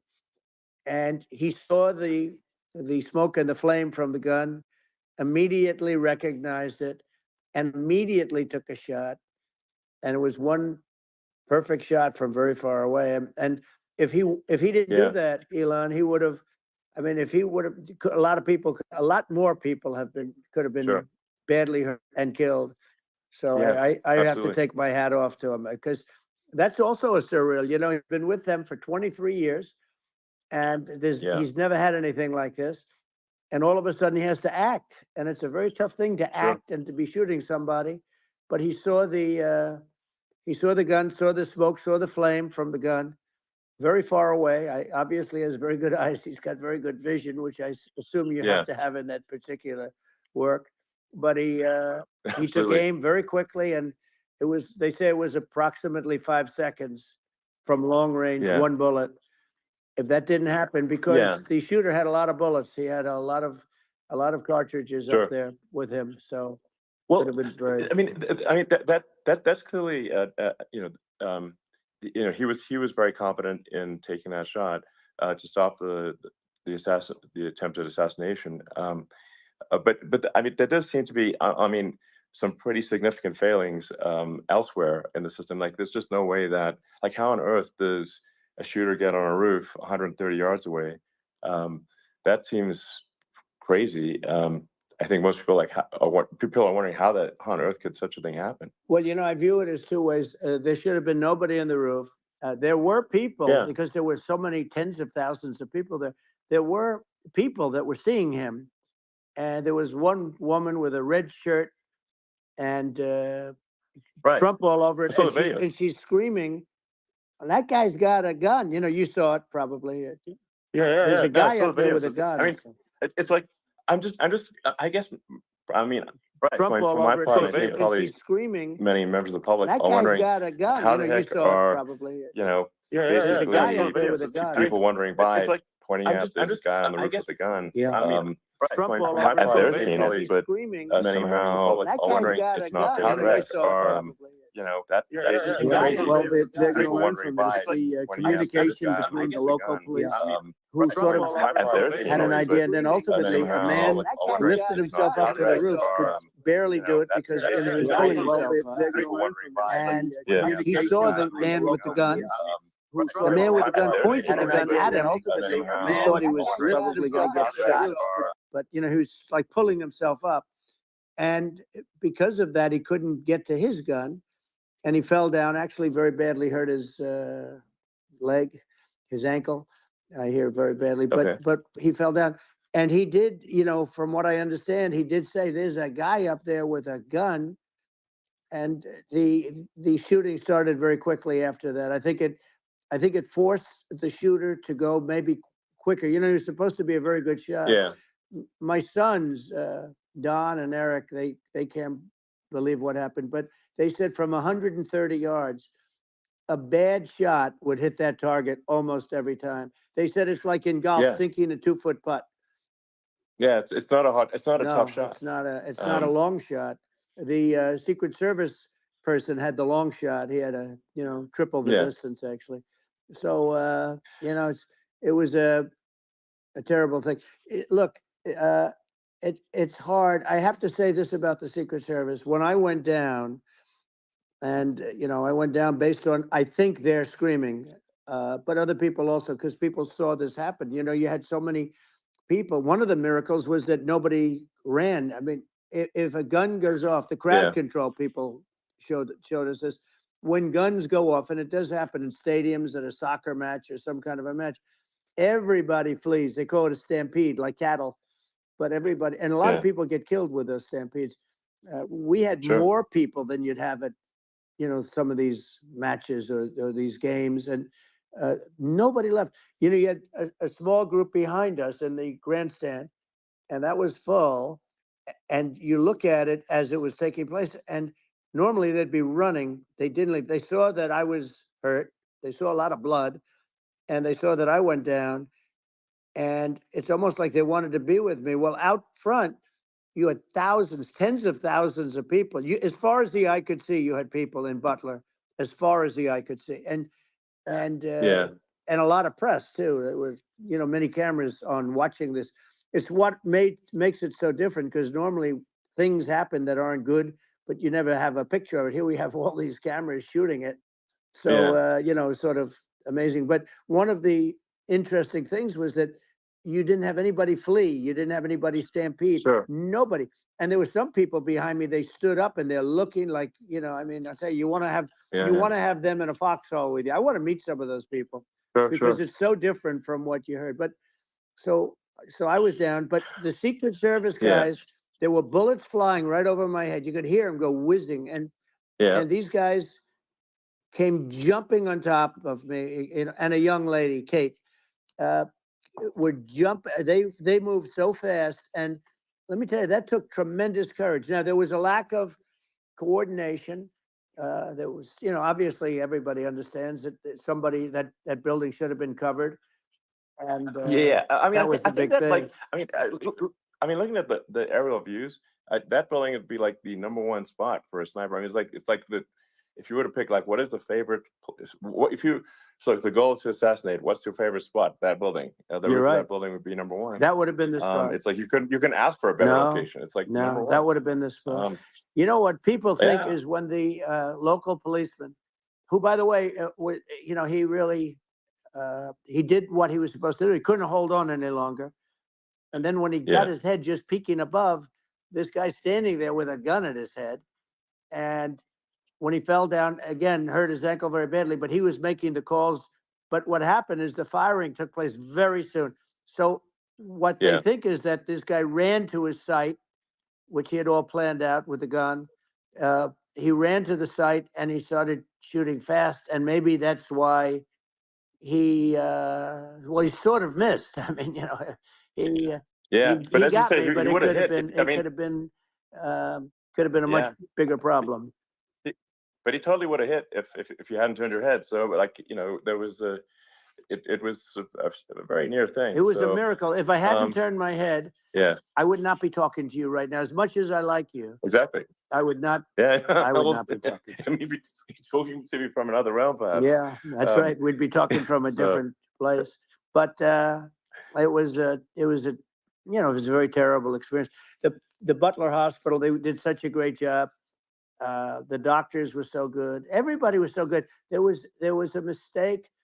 If somebody knew, because people were hearing that, there was just a bad feeling that somebody was around. You know that story now. It's been pretty Yeah, well. yeah. And Yeah. if somebody could have said, because they've oftentimes said, like there'd be a lightning storm or something. Because I've done, I think, over 300. I think I did a lot more than that, but we did a lot. And oftentimes they'll say, "Sir, could you wait 10 minutes, please? Sir, could you wait 20 minutes? There's a storm overhead or lightning or something," right?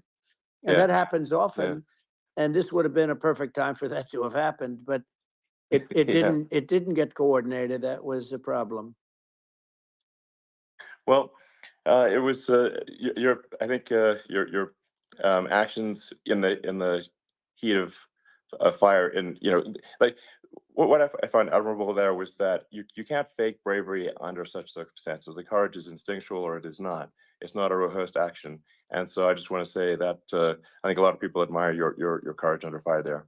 And Well, yeah, so thank you very yeah, much. I appreciate it. I didn't think of it. I just wanted to get up and I wanted to stand up. I wanted to let people know, I felt I was good when they were on top of me, covering me, actually, very much covering me and very bravely. But I wanted to get up. I said, I want to get up.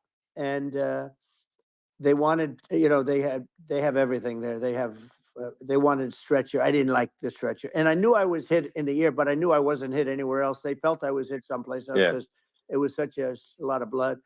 And they were sure that I was hit someplace else. And they were saying, "Sir, you were hit more than the ear." I said, "Nope, I was hit in the ear. I want to get up. Let me get up." And so I got up, and the crowd didn't know what to think. I mean, this was so many people, and you could see they were confused. They didn't know what to think. And I wanted to let them know I was okay. It was very important for me to let them yeah, know that. And they went wild.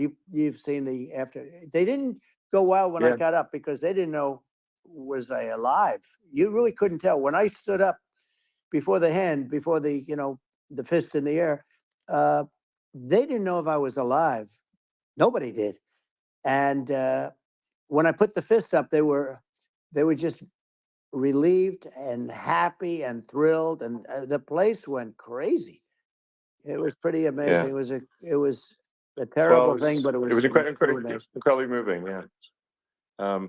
Well, and I mean, speaking of the sort of slide that got you to turn, that saved your life, really, was the illegal immigration slide. Maybe this, That's right. maybe this is worth talking about that. It was that slide saved you're your right. life. No, Basically. the illegal immigration saved my life. You're right, but it was, and I I had to know, be at that's that exact angle. I mean, that's a great one. saved by illegal immigration. The incredible 100%. thing, though, when you talk about the odds, you had to be exactly at that angle. But the incredible thing is that the chart, I used it less than 20% of the time. It was just a moment. Yeah. It's always on my left, never my right, and it's always at the end of the speech. So here Yeah. we have it. It's on the right, not the left. It's at the beginning, not the end. And even the people that put it up, they were unprepared, and they did a great job. They got it up immediately, fortunately. But I looked to the right, and the bullet came whizzing by, hitting my ear. So it was amazing. But when you think of the odds of that, and Yeah. that normally you wouldn't use it. Normally I wouldn't have the thing, and then it Yeah. would have been a very different story. It's very much, I say, an act of God. It's a miracle that it happened, and I'm honored by it. I'm honored by it. Well, what were you about to say about illegal immigration before you were rudely interrupted? Well, I was going to say how good the numbers were. By the way, we're going back to Butler, and we're going to go back in October. We're all set up, and the people are fantastic in Butler. It's a great area, great. These are incredible people. Like the three that, in the case of Corey, killed, and the other two, the families are. I got to know them a little bit, and the families are great. But we're going back to Butler, and I think I'll probably start by saying, as I was saying, prior to being so horribly interrupted. Yeah. But so rudely interrupted by an assassination attempt. But no, but the chart. Some people have no manners. Elon, the chart was just a chart that, in my last week, we had the best illegal immigration numbers, meaning stopping. It was at the lowest. You've seen the chart. It's become quite a famous chart. Yeah. But that was the lowest point ever recorded. It was a really, I mean, I was very proud of those numbers. And then you see what happened with these people, Kamala and Joe. You see what happened. They just let it go. I had remain in Mexico policies. I had all these different policies that was so good. Guys like Tom Homan and Brandon Judd from Border Patrol. These are all people that they've been on television. They said it's the best numbers we've ever had. We had so many different checks, catch and release in Mexico, not the United. We had catch and release in the United States. We had it in Mexico. We had so many things. We had things where if many people come in there, they have contagious diseases. We had everything passed. If you have a contagious disease, I'm sorry, but we cannot allow you into the country. So we were setting literally records, and all I was doing is showing that, and I use it sometimes. Sure. And in this case, I'm glad I used it. I can tell you that. But they were fantastic numbers. But I'm going to sleep with that chart always. I'll be sleeping with that chart. That chart was very important for a lot of reasons. Well, I mean, would it be accurate to say that you're supportive of legal immigration, but we also need to shut down illegal immigration, and especially unvetted illegal immigration, because and that's not the same as saying that everyone who's an illegal immigrant is bad. In fact, I think most people who are illegal immigrants are actually good, but you can't tell the difference unless there's a solid vetting of who comes across the border. Does that accurately represent your position? I say it very simply. They have to come in legally. They have to be checked. Yeah. Because look, Kamala was the border czar. Now she's denying it. Everything that I do, she's saying she was strong on the border. We're going to be strong. Well, she doesn't have to say it. She could close it up right now. They could do things right now. It's horrible. No tax on tips, and all of a sudden she's making a speech and there will be no tax on tips. I said that months ago. And by the way, they had just the opposite. They had not only tax on tips, but they hired 88,000 IRS agents, and many of them were assigned to go get waitresses and caddies and all of this on tips. They have a policy. They had a policy that they were really going to go after you, and were really harassing people horribly. And then all of a sudden, for politics, she says, she comes out with what I said, which I think is terrible. And I think it's also hitting them very hard. These people are fake. Now they're also saying they did a good job on the border. We had the worst numbers in the history of the world, not of our country. There's never been a country in history that has had a catastrophe like this. We've had, I believe, and I think you believe this too, you hear 12 million, 13. I believe it's over 20 million people came into our country, many coming from jails, from prisons, from mental institutions, or a bigger version of that is insane asylums, and many are terrorists. And I'll tell you what, they're coming not just from South America, they're coming from Africa, they're coming from all over the world. They're coming from Asia, they're coming from the Middle East, they're coming from countries that are stupidly and horribly bombing Israel October 7th. They're coming from all over the world. And you look at, it's so sad, October 7th, because it should have never happened. It's so sad when you look at Ukraine. It should have never happened. We have a defective government. These are defective people, and they're not people that should be running it. But where you see it the best is the border, because you have millions of people coming in a month, and then she gets up and she tries to pretend like she's going to do something. She had 3.5 years. And by the way, they have another 5 months that they can do something, but they won't do anything. It's all talk. She's incompetent and he's incompetent. And frankly, I think that she's more incompetent than he is. And that's saying something, because he's not too good. Yeah. No, I think it is essential to have a secure border. I mean, you're really not a country unless you have a Correct. secure border. And Uh, secure elections too. you know, yeah, absolutely secure elections, and so it's just essential to have a real border, or we can't function as a country, and our service, our essential services are being overwhelmed in a lot of cities. Um, as we were talking about earlier, I think having a legal immigration process that is smooth and efficient and done well, and speaking as someone who is a legal immigrant, and I think I mean, like one way to think of it is, who do you want on your team? Who do you want on Team America? And I think we want to just say, okay, we want to let in people who are gonna, be great contributors to our society and to our economy, Right. and and who do you want on the team? And it's not to say that, like in my opinion, actually, I'd say like probably most of the illegal immigrants actually are actually good, hardworking people. That's my opinion.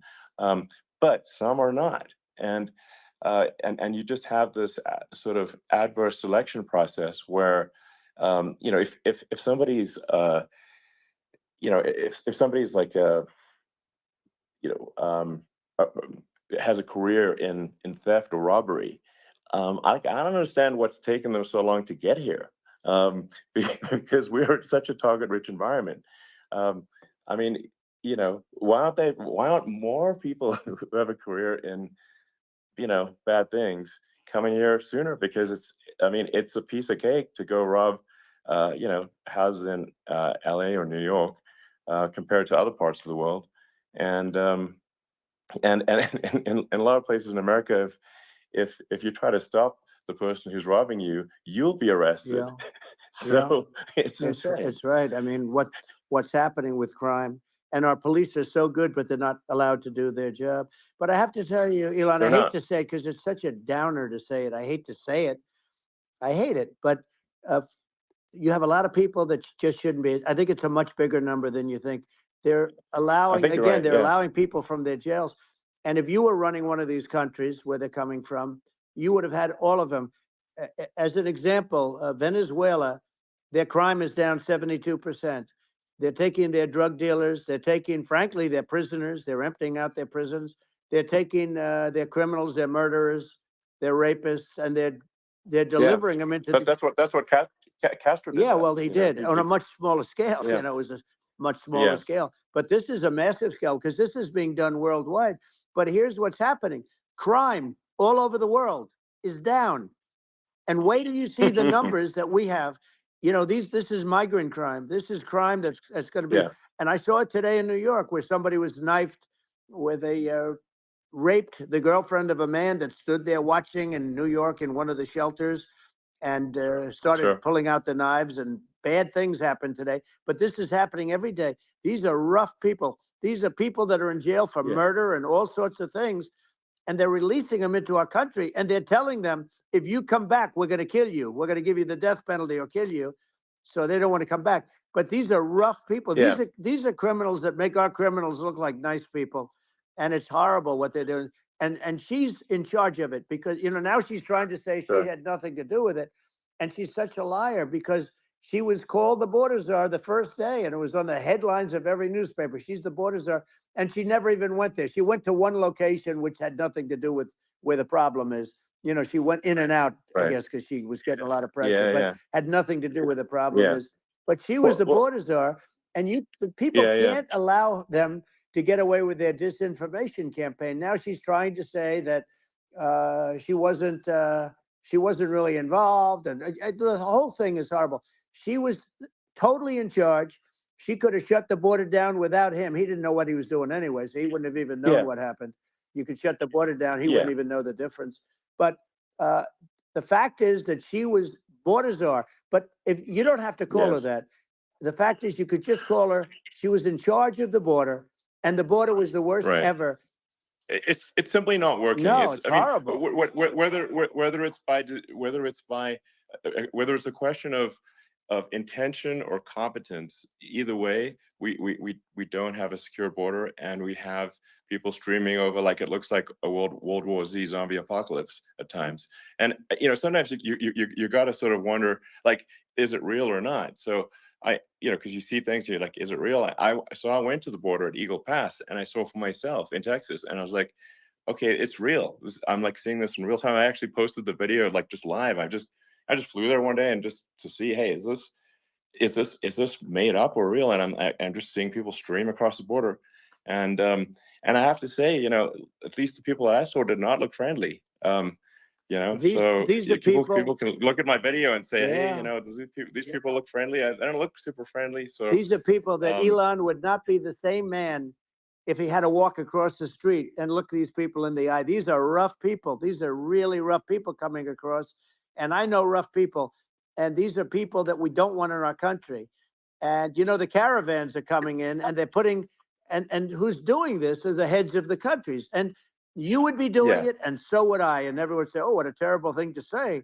The fact is, it's brilliant for them because they're taking all of their bad people, really bad people. And I hate to say this, the reason the numbers are much bigger than you would think is they're also taking their non-productive people. Now, these aren't people that will kill you. We have enough of them. But these are people that are non-productive. They are just not productive. I mean, for whatever reason, they're not workers or they don't want to work or whatever. And these countries are getting rid of non-productive people in the caravans in many cases.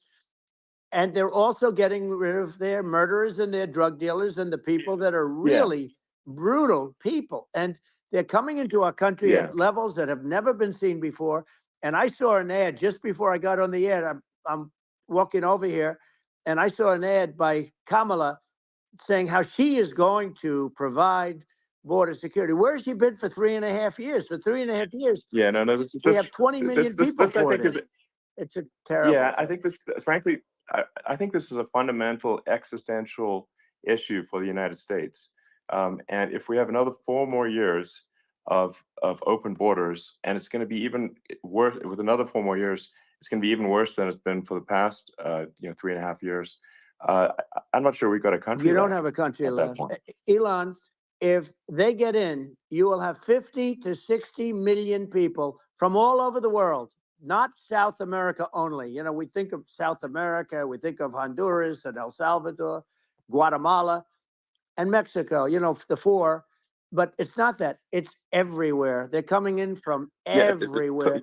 And I had to stay in Mexico. I think this is a super important point. Like people, it's like, basically when I went down there, I was like, well, where are people from? It's like almost no one was from Mexico. No, Mexico less. It's just the border. It's just the border with Mexico. But the people coming in, it's Earth, the rest of Earth, and America is only about 4 or 5% of the population of Earth.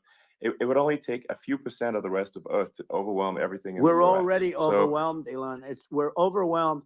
You had to see the news tonight about New York, and I love that place. And what they're doing to it is horrible. What they're doing to it, and all the courts do is they try and focus on Trump. Okay, let's focus on Trump, who did nothing wrong. I complain about a rigged election. Elon, what's happened is unbelievable. You have from Africa. From the Congo, they're coming from the Congo, and 22 people came in from the Congo recently, and they're murderers, and they drop them. They drop them. They take them out of jails, which is very expensive, to maintain the jails. Although they don't do too much maintaining, I can tell you. But they take them out of jails, prisons. They take them out, and they bring them to the United States. They deposit them in the United States and say, "Don't ever come back, or you're going to be executed." And they don't want to come back.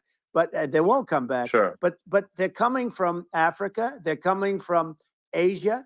They're coming from the Middle East. They're coming from South America. Well, they're coming from everywhere. Earth, basically. And there are a lot of really bad ones. It's just an everywhere on Earth thing, and it's just not possible for the United States to absorb everyone from Earth or even a few percent of the rest of Earth. It's just not possible. So, well, Elon, we're going to have to finish this up. We're going to have the largest deportation in history of this country, and we have no choice. Otherwise, we're going to have a country. What they've done to our country.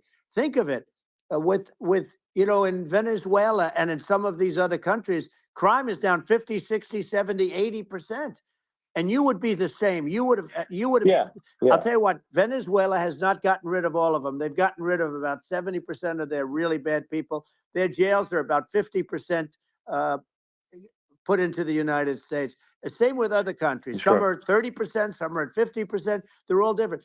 But the bottom line is they're all going to be at 100%. Why wouldn't you put 100% of it? Yeah. And they're doing it right now while this third-rate phony candidate. Don't forget, I beat Biden. He failed in the debate miserably. And, you know, some people said, oh, gee, it's too bad. It's too bad he did so badly, or I did well in the debate. You know, the first night they said, wow, one of the people at CNN said that was the greatest debate performance I've ever witnessed. And then 2 days later, they didn't talk about that. They just said he was bad. But that's okay. That's the way I get treated. And I don't mind that at all. What I can tell you is this. We cannot have a Democrat. We cannot have her. She's incompetent. She's as bad as Biden in a different. Yeah. Look, she hasn't done an interview since this whole scam started. And say what you want. This was a coup. This was a coup of a president of the United States. He didn't want to leave, and they said we can do it the nice way or we can do it the hard way. Yeah, I mean, they just took him out back behind the shed and basically shot him. You know, what they did with this guy, and I'm no fan of his, and he was a horrible president, the worst president in history. And one of the reasons he was so bad, first of all, the Israeli attack would have never happened. Russia would never have attacked Ukraine, and we'd have no inflation. And we wouldn't have had the Afghanistan mess, if you think of it. Well, and we wouldn't have had Afghanistan. But we think of it, you take a few of those events away, and we have a different world. We would also have inflation was caused by oil. Yeah, no. I think you're making an excellent point here, which is that when other countries can, that are thinking about invading or doing bad things, when they're thinking about that, they're thinking about, okay, what's the American president going to do? And do they fear the American president, or is it someone they do not respect and do not fear? And I think they would rightfully be. I mean, but look at the footage of the assassination. They're like, okay, President Trump is like, don't mess with me. I mean, that's like. Whereas I think people are not going to be, and they obviously have not been at all intimidated by Biden, and they certainly will not be intimidated by Kamala. And you have to really think of that in the context of global security. That if the American president is someone that, like, evil dictators are scared of, that makes a huge difference to the security of the world. So I had a good relationship with Putin, despite the Russia hoax that lasted for over 2 years. Just a hoax created by Hillary Clinton and Adam Shifty Schiff, some just bad people, just sick people, frankly. I mean, Schiff is a sick person. He's going to end up probably being a senator. It's hard to believe. The whole thing is hard to believe. But, they put our country in danger with that stuff, too. They actually, when they make up stories, and you have to fight your way out of it for a long time. But I know Putin very well. I got along with him very well. He respected me, and it's just one of those things. And we would talk a lot about Ukraine. It was the apple of his eye. But I said, don't ever do it. Don't ever do it. I shut down Nord Stream 2. That was the big oil pipeline, the biggest pipeline in the world going all over Europe. I shut it down. Biden came, and then they say, I loved Russia. I was a friend of Putin, and I loved Russia. No. He actually said to me one time, he said, if you're my friend, I'd hate to see you as an enemy. I shut down his pipeline, the biggest pipeline. They were looking at that to fund. And this pathetic president gets in there. And the first thing he did, one of the early things he did, is he shut down Keystone XL pipeline, which is our pipeline that would have employed 48,000 people, pipeline workers, shuts it down. That was, a massive job that Obama refused to allow. Yeah. I allowed it in my first week because it was jobs and it moved oil. And by the way, in a much more environmentally friendly way. It's underground. It's not a truck that catches on fire or a train that catches on fire. But think of it. He shut down the XL pipeline, the Keystone XL pipeline. Yeah. He shuts that down and he approves the Russian pipeline. Yeah, it doesn't make any sense. It's inconsistent. Certainly, but I mean, I think it's just worth emphasizing, to listeners, the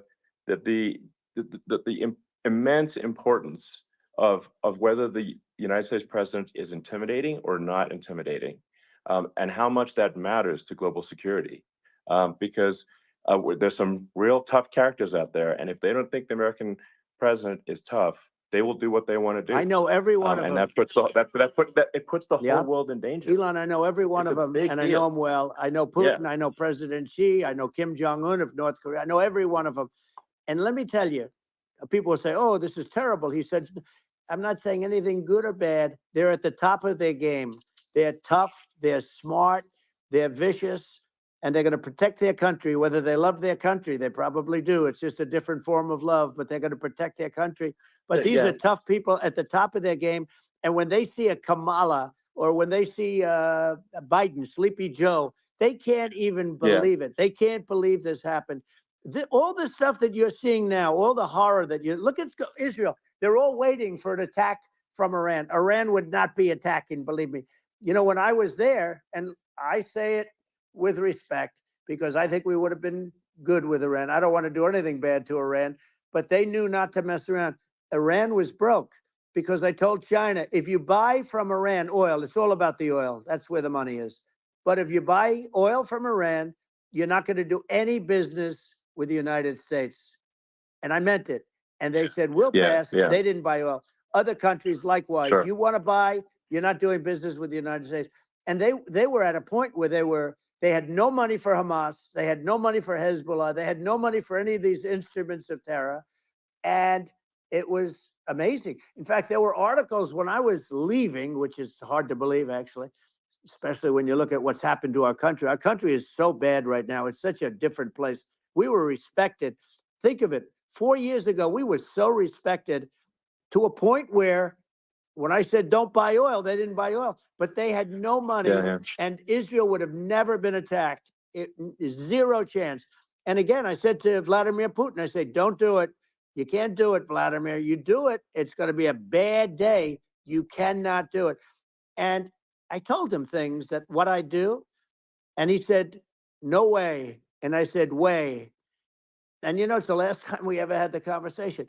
He would never have done. I got along well with him. I hope to get along well with him again. You know, getting along well with them is a good thing, not a bad thing. I got along well with Kim Jong-un. When I met with President Obama just before entering, you know, it's a sort of a ritual. And I sat down with him and we talked. It was supposed to be for a very short period of time. It turned out to be a long period of time. I said, what's the biggest problem? He said, North Korea. I had that problem worked out very quickly. It was nasty at the beginning with Rocket Man and, you know, all the different things. But all of a sudden I got a call. Those were some epic tweets, by the way. Yeah, they were. No, they were epic everything. He said that he has a red button on his desk. I said, I have a red button on my desk too, but my red button is much bigger and my red button works. And then I called him Little Rocket Man, Little Rocket Man.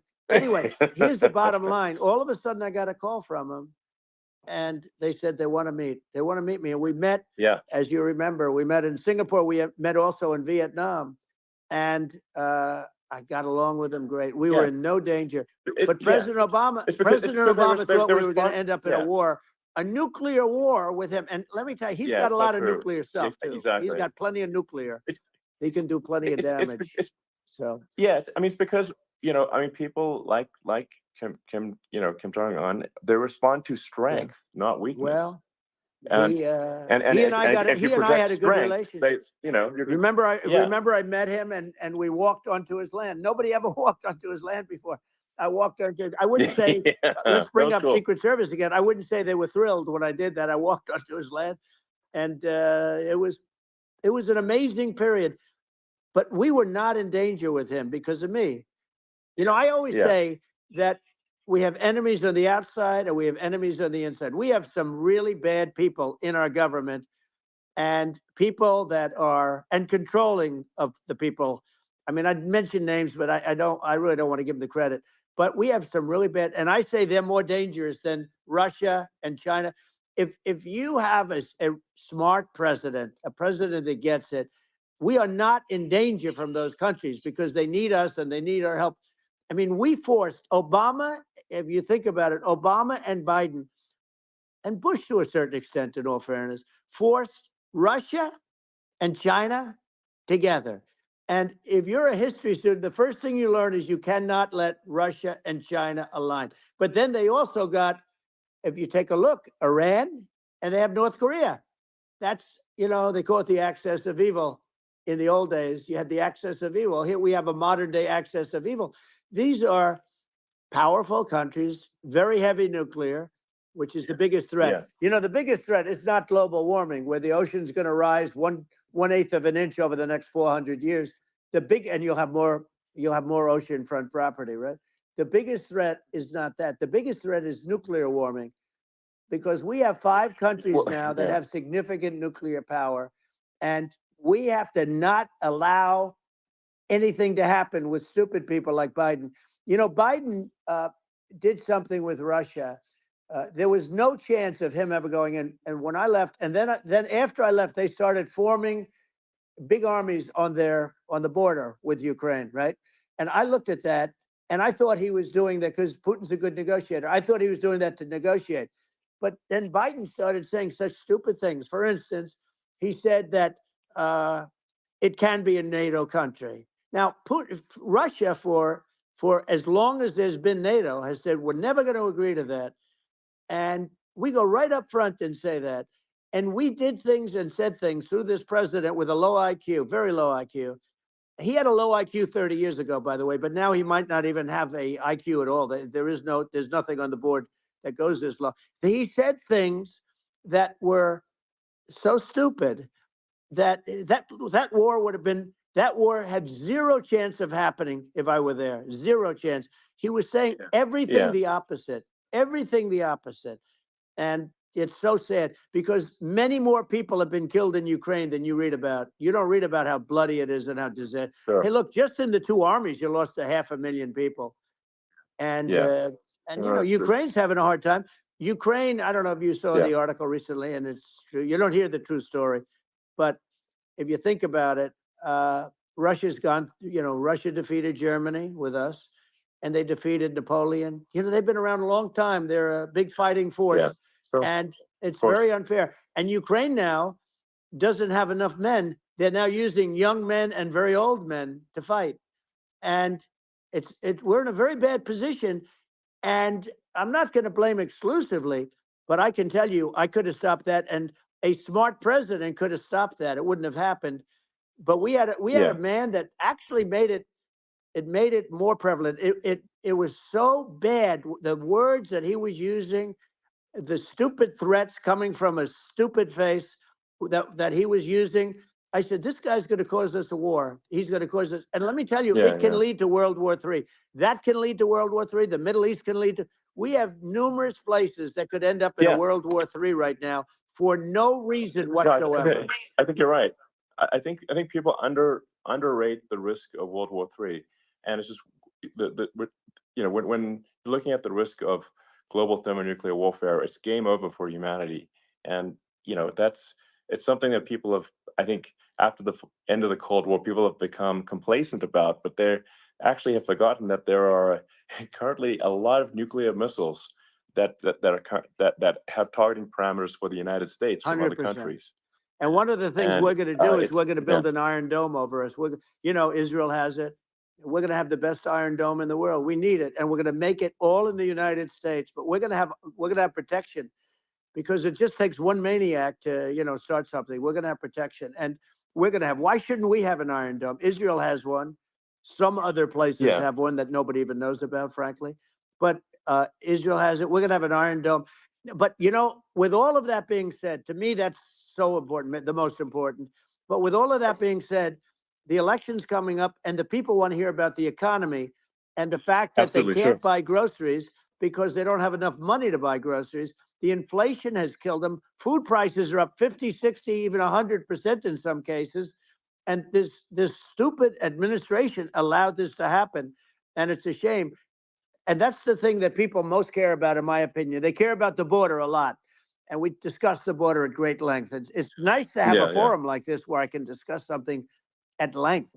And by the way, you think Biden could do this interview? Do you think that Kamala could do this interview? They would take a pass on you. No, they could not. So they don't need Elon. They don't need Elon screaming out questions. it's pretty sad when you think that somebody that does this for a living can't answer a question or is afraid to do an interview. And in her case, with a very friendly interview, she's got all friendly interviewers. It's pretty sad. Yes, absolutely. But the big thing now is the Well, economy, Elon. yeah. And as much as Yeah. I mean, I view nuclear as the single most important thing, but a lot of people don't. A lot of people don't understand that. But it doesn't have to. If I understand it, that's all you need. Because if I was president, you're not going to have that kind of a problem. But the thing that they really is making them angry is what Kamala and Biden have allowed to happen to the economy. It's a disaster with inflation. The inflation, it Yeah. doesn't matter what you make. The inflation has eaten you alive. If you're a worker or if you're just a middle income person, you can't afford. 4 years ago, 5 years ago, people were saving a lot of money. Today, they're using Yeah. all their money and borrowing money just to live. It's a horrible thing Right. that's happening. And we'll end that Well, quickly. I think a lot of a lot of people just don't understand where inflation comes from. Inflation comes from government overspending because the checks never bounce when it's written by the government. So if the government spends far more than it brings in, that increases the money supply. And if the money supply increases faster than the rate of goods and services, that's inflation. So really, we need to have we need to reduce our government spending, and we need to re-examine. I think we need like a government efficiency commission to say like, hey, where are we spending money that's sensible? Where is it not sensible? And we need to live within our means. We're currently adding, I think, $1 trillion to the deficit roughly every 100 days. That's right. And the interest payments on the national debt have now exceeded the defense budget. It's on the order of $1 trillion. It's interest. And it keeps I growing. rebuilt our military, largely rebuilt our military, did a great job on it, which was so important. We had jets, we had fighters that were, and bombers that were 70 years old. And we did a great job in that. Then we gave 85 billion of it back to Afghanistan, if you can believe it. We gave them 85 billion. They're one of the largest sellers of military equipment in the world. They're selling what we gave them. That was one of the most embarrassing days in the history of our country.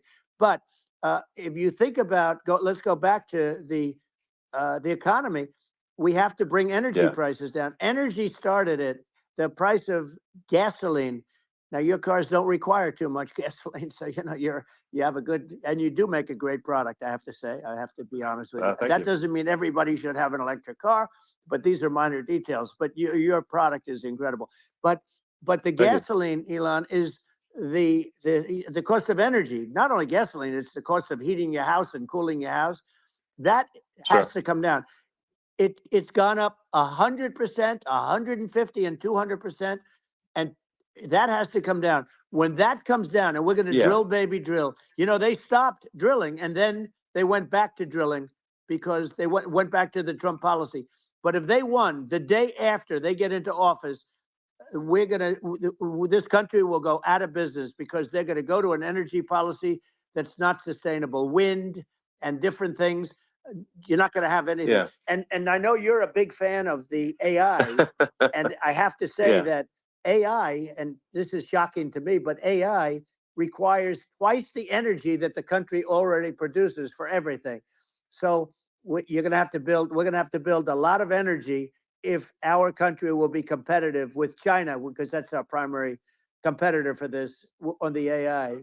You're going to need a lot of electricity. You're going to need tremendous electricity, like almost double what we produce now for the whole country, if you can believe it. Sure. Well, just going, back to this, like this basic thing, which that people try to make it sound complicated, but it's not. But inflation is caused by government overspending. Would you agree that we need to take a look at government spending and have perhaps a government efficiency commission that just tries to make the spending sensible, and so the country lives within its means, just like a person The does? waste is incredible, and nobody negotiates prices. You used to have a lot of people making jets, and you end up with two companies, and they'll probably try and merge at some point. I went through it, like Air Force, just a thing like Air Force One. One of the first documents they asked me to sign, a general said, "Sir, would you please sign this document?" And what is it? Air Force One. That's with Boeing. which is basically two planes, two 747s. And the price was Yeah. $5.7 billion for two planes. Now, Wow. now they're highly sophisticated. That's insane. They're even nicer than your plane, okay? But much more sophisticated. They're very, I won't say what's on it, but they got a lot of stuff on it. Anyway, but it's 5.7. That's a crazy It's number. a crazy number, but I said, I'm not going to pay 5.7. I'm not going to do it. I said, who made the deal? Obama and his people. I said, well, then I know the deal's no good. I'm not going to do it. And over a course of about 4 weeks, by my saying I'm not going to do it, I got the price reduced by $1.6 billion for the exact same plane, other than we had a nicer paint job, if you want to know the truth. But for the exact same plane, I saved one. And I said to Boeing, man, you guys must make a lot of money if you can reduce the price by that. But now what I do hear is that they're going back to the Biden administration and wanting big cost overruns, you know, because they see these dopey suckers in there and they'll end up getting some of the money back. But I shaved it by $1.6 billion for the exact same plane. And you can now take that and multiply that out times thousands of other items. Multiply it by yeah, a the zillion, numbers are and yeah, astronomical. I agree with you.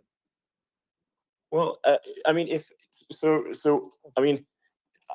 I think it would be great to just have a government efficiency commission that takes a look at these things and just ensures that the taxpayer money, the taxpayers' hard-earned money, is spent in a good way.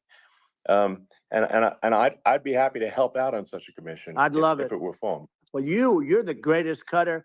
I mean, I look at what you do. You walk in and you just say, you want to quit? They go on strike. I won't mention the name of the company, but they go on strike and you say, that's okay. You're all gone. You're all gone. So every one of you is gone and you are the greatest. You would be very good. Oh, you would love it. But, you know, if you look at Argentina. Well, I'd be happy to help by the way, out. congratulations. Yeah. I just looked at the number of people that are listening to you and I chat. We'll call it a chat. But congratulations. This is very good. I mean, it's great. And you're an interesting character. You know, the new head of a place called Argentina, and he's a big, Malay's you know, awesome. he's great. And he's a big MAGA fan, you know, that he ran on MAGA. And he took it to an extreme too. He ran on MAGA, and I hear he's doing really a terrific job. It's called Make Argentina Great Again. It worked out perfectly. He came in, he bought a lot of hats, he brought everything, but he's doing a big job. He really cut. And I'm hearing they're starting to do pretty well. Inflation's getting down. You know, they had like 2,000%. And they had inflation like not normal inflation. They had the real deal. But we're going to have that pretty soon. I think we have the worst inflation we've had in 100 years. They say it's 48 years. I don't believe it. I think we have the worst. They don't include a lot of the items that should be included, you know. Yeah. Well, it's just from government overspending and not spending taxpayer money effectively, and having, you know, just like so many departments, you can't even name them all. And what Malay is doing is, you know, he's cutting government spending. He's simplifying things. He's having, you know, putting in regulations that make sense. And Argentina overnight is experiencing a giant improvement in prosperity. But it's also a lesson for the United States, which is that Argentina used to be one of the most prosperous countries in the world. You know, in the 30s, 40s, and because of bad government policy, it ruined the country. And if you take Venezuela, for example, Venezuela should be incredibly prosperous. They have, you know, phenomenal reserves of everything, oil, everything, and it should be prosperous. But if the government's wrong, it impoverishes the people. And so I think we should not be complacent in the United States in thinking that and taking our prosperity for granted, because if with bad government policy, we can run the country into the ground. And that's just something people should bear in mind. Don't take prosperity for granted. Well, think of education. So we're ranked at the bottom of every list of the top 40. We're ranked number 40, number 38. Norway, Switzerland, Sweden, different countries are ranked good. Actually, China's pretty close to the top. They're a top 6 or 7. But we're ranked at the bottom, almost at the bottom, 38, 39, 40. In other words, horrible. And yet we spend more per pupil than any other country in the world. So we spend more. And what I'm going to do, one of the first acts, and this is where I need an Elon Musk. I need somebody that has a lot of strength and courage and smarts.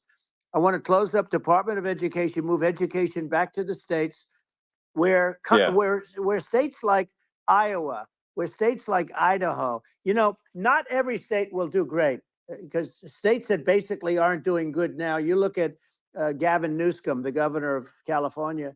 He's terrible. He does a terrible job. So he's not going to do great with education.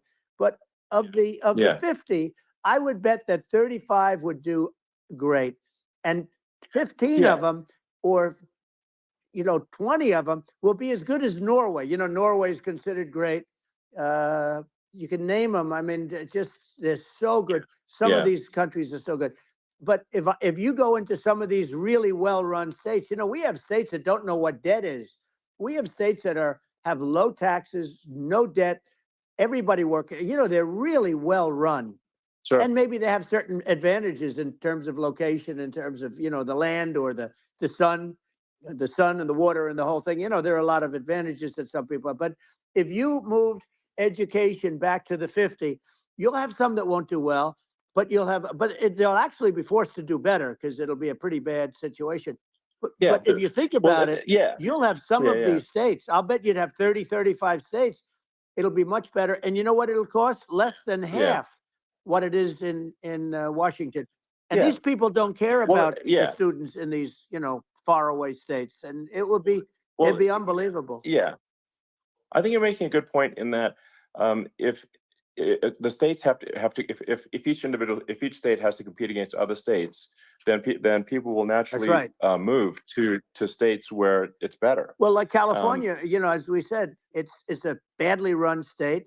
I could go through. I got so many friends that are in those states, even if they're Democrats. I hate to mention certain states, but Illinois is badly run with Pritzker. He's a real loser.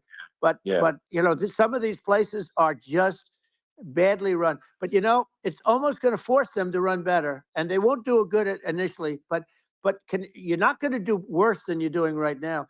And I would say that the cost, you would cut your cost by 50 or 60%. And you'd have a little monitor. You want to make sure they're teaching English, as an example. Give us a little English, right? Sure. Right? Yeah. No, but I mean, to what? I mean, some of these governors are doing so badly. I mean, they got so many people moving out of their state. They should get U-Haul Salesman of the Year award because they're driving so much U-Haul. It's actually amazing. People moving out. Isn't it amazing to you as a businessman that they can even survive? Like Illinois. So many people are leaving, and you wonder, how do they survive? I mean, how do they survive? I saw where you left California and you moved to Texas. Texas does a great job. But, I mean, I just wonder, how do these states survive when big businesses, a big oil company just left California, as you know, and they moved to Texas. How do these big states survive when they lose so many businesses? And their taxes are already really high. The taxes are among the highest taxes. You almost wonder, how do they continue on? And in many cases, the governors don't do a good job, and they're crime-ridden places. You wonder, how do they continue to just go on? It's not a good situation. I mean, I think the only thing that's going to force some of these states to change is if they risk bankruptcy and they're not getting bailed out by the federal government. Right. Well, That's the only thing that's going to get them to change. You remember the area in California where they had that, where I guess somebody had sticky fingers and they stole a lot of money, and they went into a form of chapter, and it was very nasty for a period of time. But now it's probably the most popular place in all of California. So at some point, something like that may have to happen.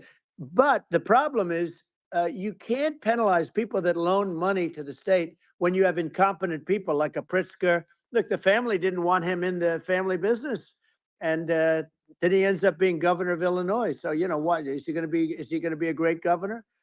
And you have people. I could name every one of them. I got to know every one of these, and some are very good, and some are just horrible.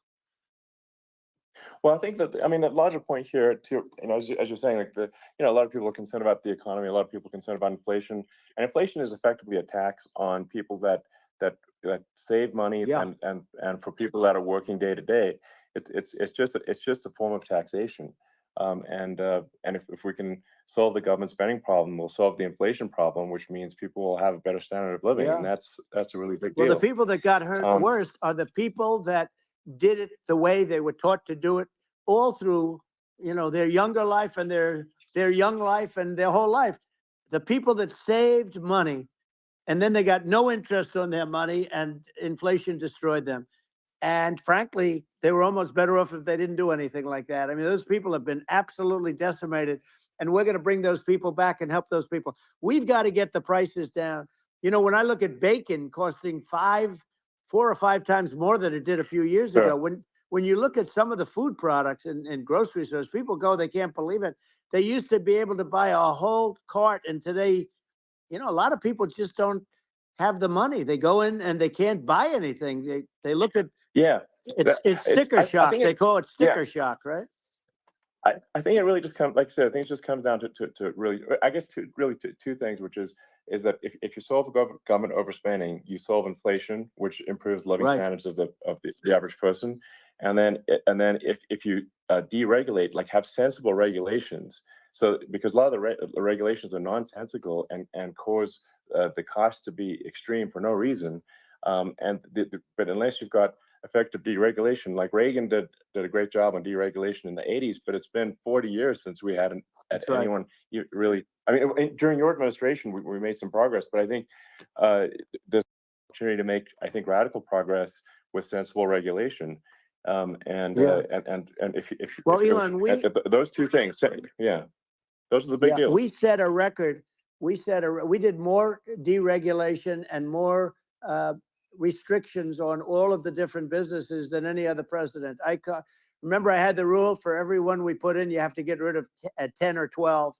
And we did radical cuts on all of that. And a lot of that's being put back by this administration. And we did radical cuts on things that weren't necessary. But we were all set. We had the best economy ever maybe in the world. And then what happened is COVID came in, and we had to focus on that, and nobody knew what it was. And I always say I got good marks on economy, good marks on military. We knocked out ISIS. We did so many different things. We rebuilt. But, I never got the credit that we really deserved on what we did with COVID. We never got the credit. But had that not happened, a gift from China, from Wuhan, came in from Wuhan, the Wuhan labs, and I always said it, and it turned out to be right. But had that not happened, we were set to start reducing debt. We were going to reduce taxes further. I gave the largest tax cuts, and we were going to reduce taxes still further for middle-income people, not only businesses. But we did it for businesses because they're the ones that's why we had the great job numbers. But we were set to really start reducing debt. And, we're sitting on the biggest pile of liquid gold anywhere in the world, bigger than Saudi Arabia, bigger than Russia. And we were going to drill, and we were going to make so much money. We were going to supply Europe with oil. I had stopped the Russian pipeline, and we were going to supply them with oil and gas. We were going to make a fortune. And then the COVID came in, and we really had to divert. Then what happened is when they came in, we kept a lot of businesses alive. If I didn't do what we did, we would have had a 1929 type depression. But the problem is when Biden came in, he got trillions of dollars and just started spending it stupidly. You didn't need it anymore. We got over that bad period where everybody was dying and feeling, it was just not a good period. Interestingly, during his administration, many more people died during his administration of COVID than during my administration, and we really got the brunt of it. But people don't realize more people died during his administration than ours. But it diverted us from doing what I wanted to do. But we had the greatest for almost 3 years. We had the great, and that probably better than anybody. So many of your friends said to me, the best years we've ever had in business were during the Trump years, and also said that African American, Hispanic American were so incredible. They were having the best. Asian American women, men, young people without a diploma, young people that graduated from the best colleges, from MIT, from the Wharton School, from all of the great colleges, Harvard. They were doing better, and people without a diploma were doing better. and everybody was happy. And then COVID came, and we had the problem is they spent trillions and trillions of dollars. They wasted.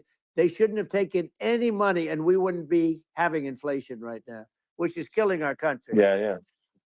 Yeah, absolutely. I mean, I should probably say something about, like, maybe my views on, climate change and oil and gas, because I think it's probably different from what most people would assume. Because my views are actually pretty, I think, moderate in this regard, which is that I don't think we should vilify the oil and gas industry and the people that have worked very hard in those industries to provide the necessary energy to support the economy. And if we were to stop using oil and gas right now, we would all be starving, and the economy would collapse. So it's, I don't think it's right to sort of vilify the oil and gas industry. And the world has a certain demand for oil and gas, and it's probably better if the United States provides that than some other countries. Sure. And it would help with prosperity in the U.S. And at the same time, obviously, my view is like, we do over time want to move to a sustainable energy economy, because eventually you do run out of. I mean, you run out of oil and gas. It's not there. It's not infinite. And there is some risk. I think the risk is not as high as a lot of people say it is with respect to global warming. But I think if you just keep increasing the parts per million in the atmosphere long enough, eventually it actually simply gets uncomfortable to breathe.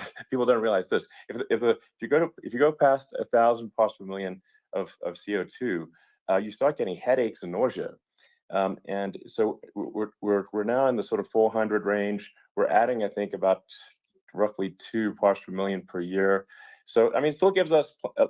So what it means is, like, we still have quite a bit of time, but so there's not like we don't need to rush, and we don't need to, like, stop farmers from farming, or prevent people from having steaks, or basic stuff like that. Like you can leave the farmers alone. I agree. How crazy is that? Where I mean, you have farmers that are not allowed to farm anymore and have to get rid of their cattle, and the whole world is a little crazy. But it's largely taken its lead from us. I just say, though, I've heard in terms of the fossil fuel, because even to create your electric car and create the electricity needed for the electric car, fossil fuel is what really creates that at the generating plants. And, so you sort of can't get away from it at this moment. I mean, someday you might be able to, but I do hear we have anywhere from 100 to 500 years left. Much of it hasn't even been found yet. Yeah. But there are tremendous, like ANWR. I got ANWR in Alaska approved. Ronald Reagan couldn't do it. Nobody could do it. Everybody tried. Nobody could do it. I got it approved. The first thing that Biden did was unimprove it, to get rid of it. He ended it. His secretary went in and she ended it. And what a disgrace. That's ANWR. That's bigger, or they think it could be bigger than Saudi Arabia in Alaska. Could be bigger than Saudi Arabia. But they went in and they terminated it. And I'll get it going very quickly, because not only is it big for Alaska, I mean, you talk about economic development, that for the United States, I mean, that is, they say, bigger than Saudi Arabia or the same size, and pure, really good stuff. And, they end it. So I think we have, perhaps hundreds of years left. Nobody really knows. But during that time, something will come around that will be very good. Yeah. Well, I mean, and my estimate would be, a little more aggressive than that. But it's not the sort of like, we're all going to die in 5 years stuff. That's obviously BS. But I mean, my view is, like, if you just look at sort of the parts per million that increments every year, you get sort of 2 or 3 parts per million every year of CO2. I mean, I think some of that, it's problematic if it accelerates, if you start going from 2 or 3 to, say, 5.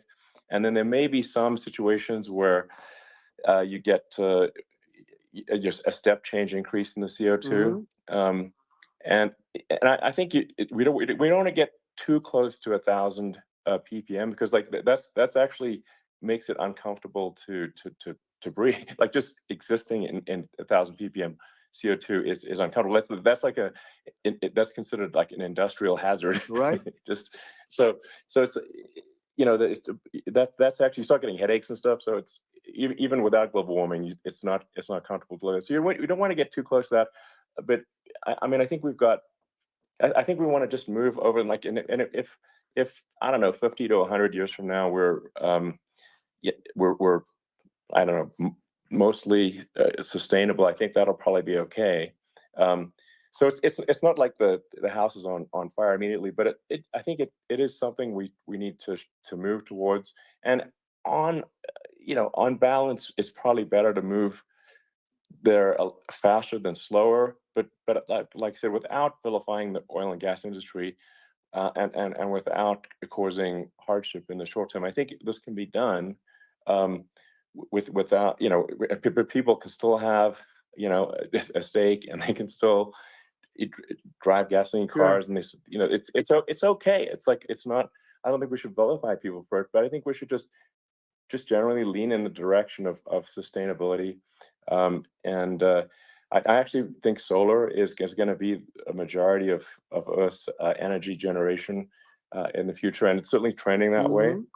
And so you get the solar power, combine that with batteries, so because obviously the sun doesn't shine at night, and then you use that to charge the electric cars, and you have a long-term sustainable solution. And that's what Tesla's trying to move things towards, and I think we've made a lot of progress in that regard. But when you look at our cars, we don't believe that environmentalism, that caring about the environment should mean that you have to suffer. So we make sure that our cars are beautiful, that they drive well, that they're fast, they're sexy. I mean, they're cool. In fact, literally, I mean, the sexy joke, Model S, Model 3, Model X, and Y spells out sexy. It's probably the most expensive joke out there. But I don't know, I like cheesy humor, So, but I'm a big fan of, like, let's have an inspiring future, and let's work towards a better future, and we can do so without demonizing people. I'm okay. It's very interesting. You use the word global warming, and today they use the word climate change because you have some places that go up, and so they were getting themselves in a little trouble with the word global warming, because not every place is warming. Some places are going the opposite direction. But I'm sort of waiting for you to come up with solar panels on the roofs of your cars and on the trunks of the cars, and it just seems like something that at some point you will come up with. I'm sure you'll be the first. But it would seem that a solar panel on the roofs, on flat surfaces, on certain surfaces might be good. Yeah. At least in certain areas of the country where you have the world, where you have the sun. But I would think, and I have no idea because that's not my world, but I would think that this would be something that would be interesting. But the one thing that I don't understand is that people talk about global warming or they talk about climate change, but they never talk about nuclear warming.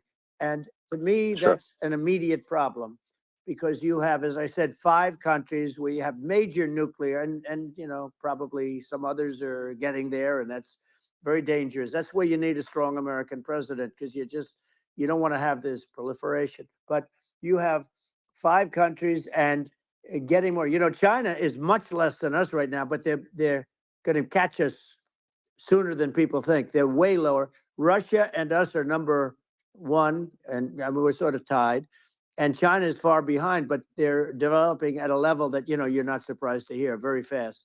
They'll end up catching up, maybe even surpassing. But to me, the biggest problem is not climate change. It's not, and everything's a problem, but it's degrees. To me, the big problem is the nuclear power. The power of nuclear is so great. And when I talk about I'll prevent World War III, I will. But the truth is that you have to, because this is no longer army tanks going back and forth and shooting at each other. This is a level of destruction and power that nobody's ever seen before. Yeah, and actually, there's the bad side of nuclear, which is a nuclear war, very bad side. But there's also, I think, nuclear electricity generation is underrated. You're right. And it's actually, people have this fear of nuclear electricity generation, but it's actually one of the safest forms of electricity generation. It's just a huge misunderstanding. And if you look at the injuries and deaths, caused by, say, I mean, I'm not going to try to pick on coal mining, but just any kind of mining operation, There's a certain number of injuries and deaths per year. And you compare that to nuclear. Nuclear is actually way better. So it's underrated as an electricity source, and I think it's something that's worth reconsidering. But there's so much regulation that people can't get it done. So that maybe they'll have to change the name. You know, the name is it's a rough name. There are some areas it's rough when you see what happened in good bad branding. Right, The we have to branding's rough. rebrand it. We'll have to give it a good name. We'll name it after you or something. You know, No, it has a branding problem. You know, when you see what happened, it does have a branding problem. when you see what happened in Japan, where they say you won't be able to go on the land for about 3,000 years. Did you ever see that? And in Russia, where they had the problem, where they, there's a lot of bad things happened, and they have a problem. And they say that in 2,000 years, people will start to occupy the land again. You know, you realize it's pretty bad. No, but, that's not true. But you're right about it. It's amazing. It's actually not that bad. So like after Fukushima happened in Japan, like people were asking me in California, are we worried about like a nuclear cloud coming from Japan? I'm like, no, that's crazy. It's not even dangerous in Fukushima. I actually flew there and ate locally grown vegetables on TV to prove it. And I donated a solar water treatment, a solar powered system for a water treatment plant. And yeah, but you haven't been feeling so well lately, and I'm worried about it. No, but I mean, I'm only kidding. It's fine, It's like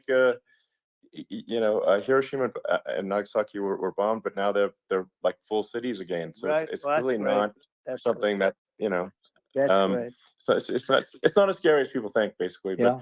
But let's see. I mean, are there some other topics we should touch on? Like lawfare. I think we need to be concerned about what they've done to this country. Obviously. Yeah. Yeah. Well, we just won the big case in Florida. This was a Biden administration did something that's never been done in this country, and that's go after their political opponent, me, with this nonsense and just nonsense. And the big case in Florida we won, but they always pick a judge and a jury, and they use local DAs, they use the local attorney generals, like Fani, Fani, spelled Fani, Fani. And it's all a big hoax, and it's all run from there. Like in Manhattan, one of the top people from the Justice Department went in, ran Manhattan, ran the state.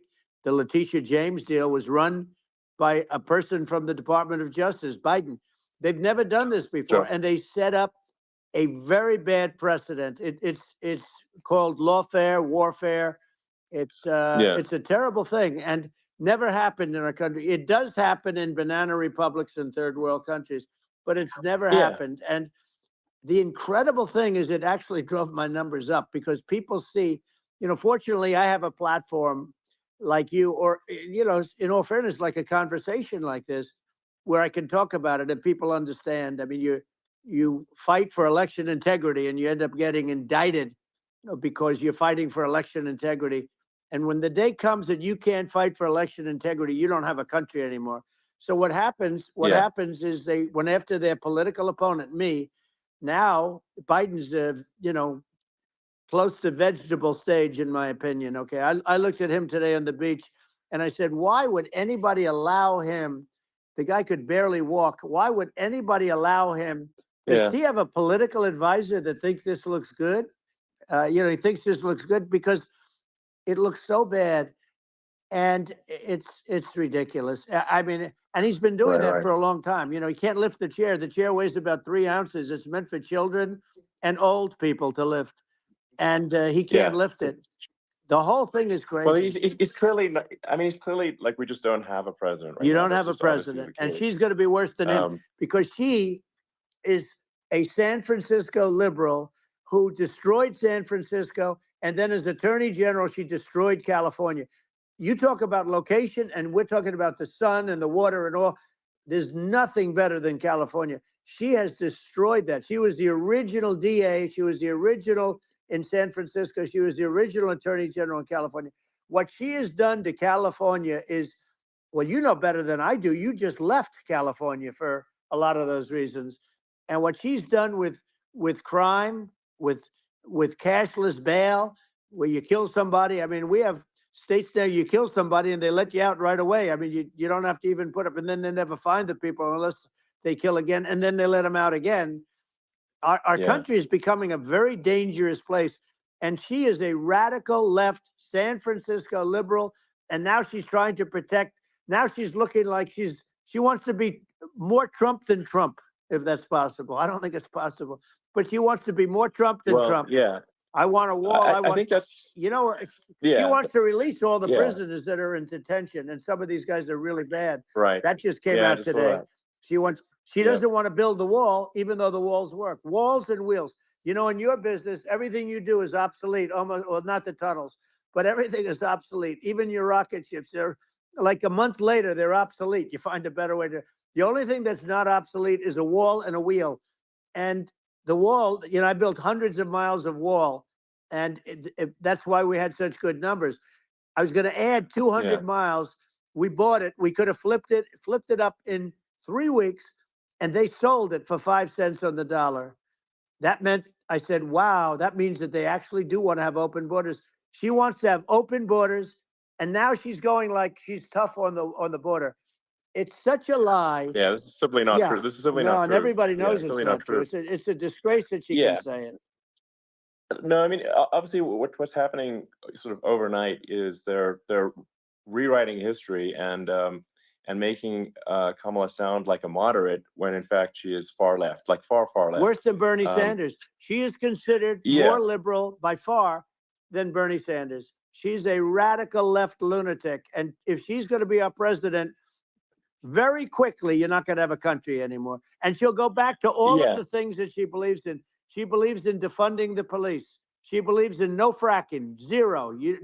Now all of a sudden she's saying, no, I really want to see fracking.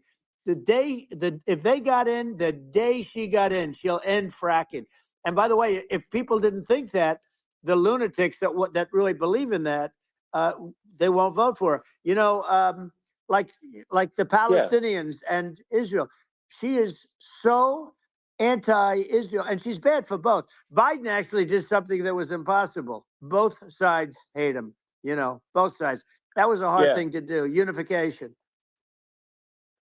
Yeah, no. I mean, Netanyahu came to give a talk to a joint Senate and House sitting, and I was there, and Kamala stood him up.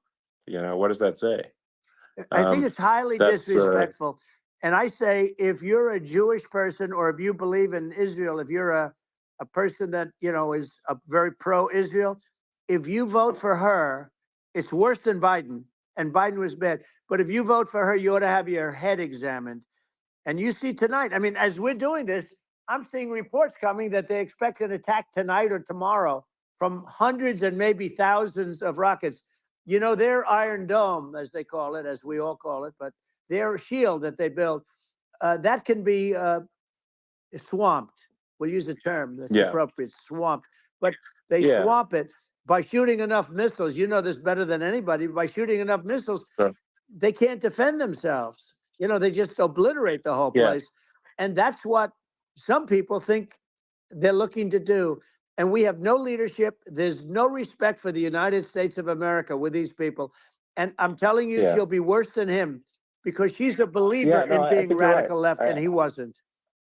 I think you're right. I mean, you really, it's important for the public that may be listening to this to look at Kamala's track record, you know, before the last month, and say, is that a track record you agree with? And I think if you're an independent moderate, you definitely would not agree with it, because it is her behavior has been far left, and we're seeing just an overnight propaganda attempt to rewrite history and make it sound like Kamala's moderate when she in fact is not moderate. Well, her running mate approved, signed into legislation, tampons in boys' bathrooms. Okay, now that's all I have to hear. Tampons in boys' bathrooms, and that means she believes in that too. I mean, she picked this guy because he was the closest to her. A lot of people thought she'd pick sort of the opposite, but she picked an anti-Israel radical left person. But she is far worse, they say, than Bernie Sanders. If we have her as a president, if we have a Democrat at this moment as a president, I don't think our country can survive. I think it's a massive. I think we're in massive trouble. frankly, with the Kamala administration, and that's my honest opinion. And I think really it's essential that you win for the good of the country for this election. And I mean, I'm just stating my opinion. Now, you may have seen this, but I got a letter from the EU Commission, like saying, to not have disinformation on during this discussion that we're having, and there's a lot of attempts to do censorship and to force censorship even on Americans from other countries. And what do you think about that? Well, I know the European Union very well. They take great advantage of the United States in trade, as you know. We, through a different forum, NATO, we protect them. And yet, if you build a car in the United States, you can't sell it in Europe. You just can't sell it. It's impossible. The same thing with our farmers. Our farmers find it very difficult to do business. We have a deficit with them of $250 billion, which people don't know. It sounds so nice, the European Union, but let me tell you, they're not as tough as China, but they're bad. And I let them know it. And that's probably why they notified you. No, they don't treat our country well. We defend them, with Ukraine. So we're in for 250 billion, and they're in for about 71 billion, and they have the same size. If you add up the European nations that, in terms of an economy, it's about the same size when you say as us. And they're in, and they're in much greater risk.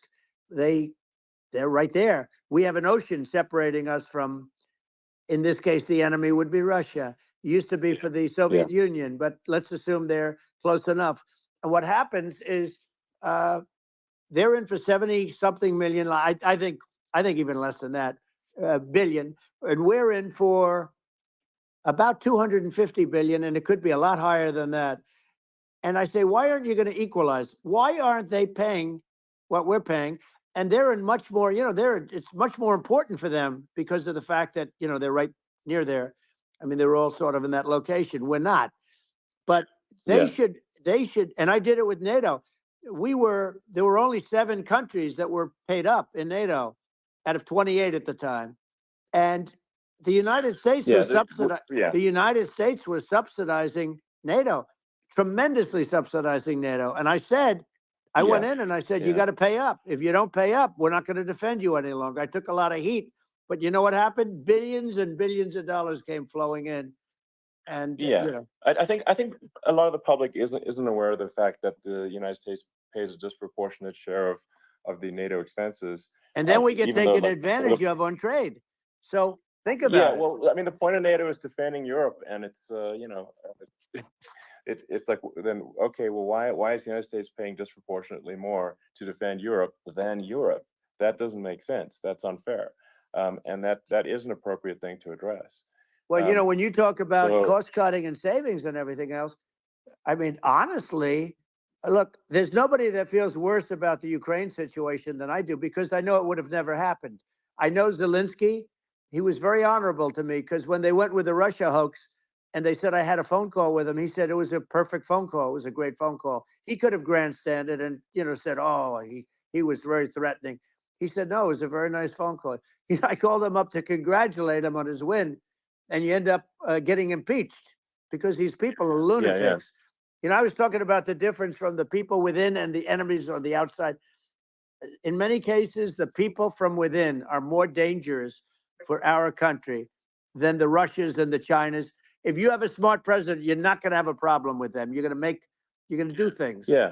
Now, they've taken advantage of us incredibly, but you're going to do things with the right person.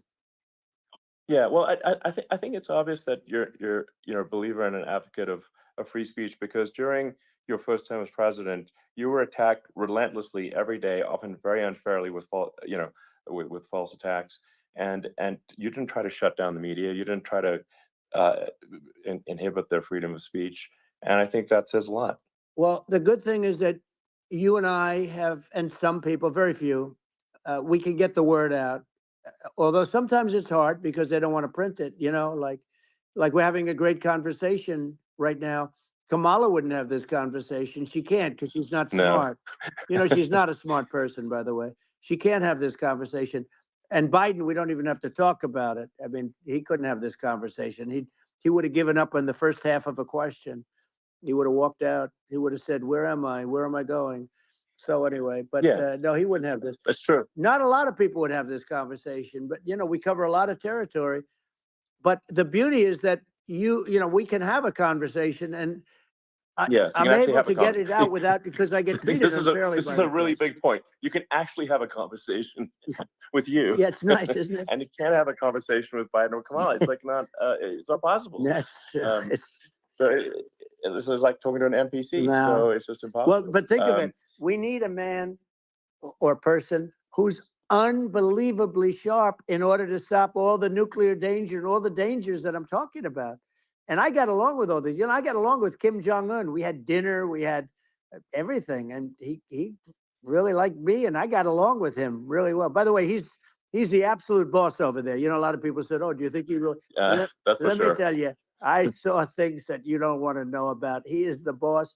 But we had a good relationship, and he doesn't like Biden. He considers him a stupid man. He said he's a stupid man. Well, at least he speaks his mind. But in this country, you're not sort of allowed to say it, but I guess you are. You should be allowed to say it if it's true. But we need smart people, and we need people that have an ability to lead. And she doesn't have that ability. Can you imagine? Now, Chairman Xi very well. Can you imagine her and him negotiating, or even standing together? It is, the whole concept is ridiculous. She is terrible. She's terrible. But she's getting a free ride. I saw a picture of her on Time Magazine today. She looks like the most beautiful actress ever to live. It was a drawing. And actually, she looked very much like our great First Lady, Melania. She didn't look like Camilla. That's right. But of course, she's a beautiful woman. So we'll leave it at that, right? Yeah, well, maybe like I think part of what people in America want to, people in America want to feel excited and inspired about the future. They want to feel like the future is going to be better than the past, and that America is going to do things that are greater than we've done in the past, reach new heights that make you proud to be an American, and excited about the future. They want the American dream back. They want the American dream back. More important than anything else. It's like you don't have that today, because the people, they've been just sucked. They see incompetent people running our. The Biden thing is very interesting. People just found him to be incompetent, and when I debated him, I was like, "Is this for real?" It was. Yeah, it was just absurd. But I think there are like some grand projects that we could do. I mean, I think like we could build a base on the moon. We could send American astronauts to Mars. We could build high-speed connections that are more advanced than anything else in the world between our cities, so people have fast transport. It's possible to solve traffic with tunnels. We've we already made great progress in Vegas doing that, and and just do things that are exciting and inspiring and make the future feel like it's better than the past. Well, I saw what you did in Vegas, and I'll tell you, it was amazing. I got to see. I took a big glimpse at it, and it's incredible. It's incredible, and you could do that all over. You could do that all over.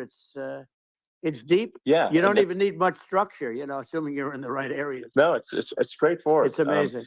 So like I think we could do some things that like China's got incredible high-speed rail between its cities, but I think it's actually possible with tunnels if with deregulation, with an ability to actually where it's like legal to actually do the tunnels. Then you could have high-speed tunnels that are actually better than anything else in the world for high-speed transport between cities, and that would be something that Americans can say, wow, okay, we've got something that's cooler than anyone else in the world. That's the kind of thing that makes you proud to be an American. And much safer than surface trains, where there is a danger there, with crazy people. It's much safer, much better. And, it's sad because I've seen some of the greatest trains. I find it fascinating. And I've seen the systems and how they work, and the bullet trains, they call them, I guess. And they go unbelievably fast, unbelievably comfortable, with no problems. And we don't have anything like that in this country, not even close. And it doesn't make sense that we don't. Doesn't make sense. Yeah, and I think also like there's I'm kind of hopping on the excess regulation, but I think something that that I think people can generally understand is that what happens with laws and regulations is that there's more and more of them every year, and unless there's a process to clean them up, eventually everything becomes You're right. illegal, and that actually it slows down the development of new technologies. I mean, if you take the sort of like I think there's room for some reform at the FDA for Yeah. improving the speed with which we approve drugs that could help save lives and improve people's Yeah. lives. And I worked very hard on that. you know, We got that down yeah. to the lowest number ever, and we got therapeutics approved in the FDA that people can't even believe the speed. But I took them on. I don't think they like me too much, but I got things approved in the FDA at numbers that they wouldn't believe. And it's a very bureaucratic group. Actually, it's a fine group of people in many cases. I got to know a lot of them, but I was pushing them really hard for Regeneron, for so many different things that were really pretty amazing. But the FDA takes too long. It's 12 years to get a product approved. I got it down to 4, and I got some things done very quickly. But it's really something that is going to have to be worked on because it takes too long. Just takes too long. Yeah, it just takes too long, and it's you end up in the same with the approval, but it's just it takes years instead of something that I think could potentially take months, and that improves people's lives. Yeah. I think I just wanted to hop on this point that like there has to be an active process for reducing rules and regulations, because otherwise they just keep building up every year, and you get like hardening of the arteries, and eventually everything's illegal or takes forever, and then we just ossify as a society. We can't make any progress, and it's a really big deal. Elon, just getting back to the FDA for 1 second, I got something done called Right to Try. This is where you can go in, and if you're terminally ill, you can use a space age, medicine or whatever it may be. We have the best doctors, the best labs in the world. We really do. But people would go to other countries because you couldn't use the product, even if they thought it worked, because it's going through the FDA. I got it approved where you can, you basically, look, nobody wanted, the doctors didn't want it because of the liability. The country didn't want it, our country, because they didn't want to get sued. These are people terminally ill. The insurance companies didn't want it, and the pharmaceutical companies, nobody wanted it. I got everybody into a room, and we came up with an agreement that you won't get sued.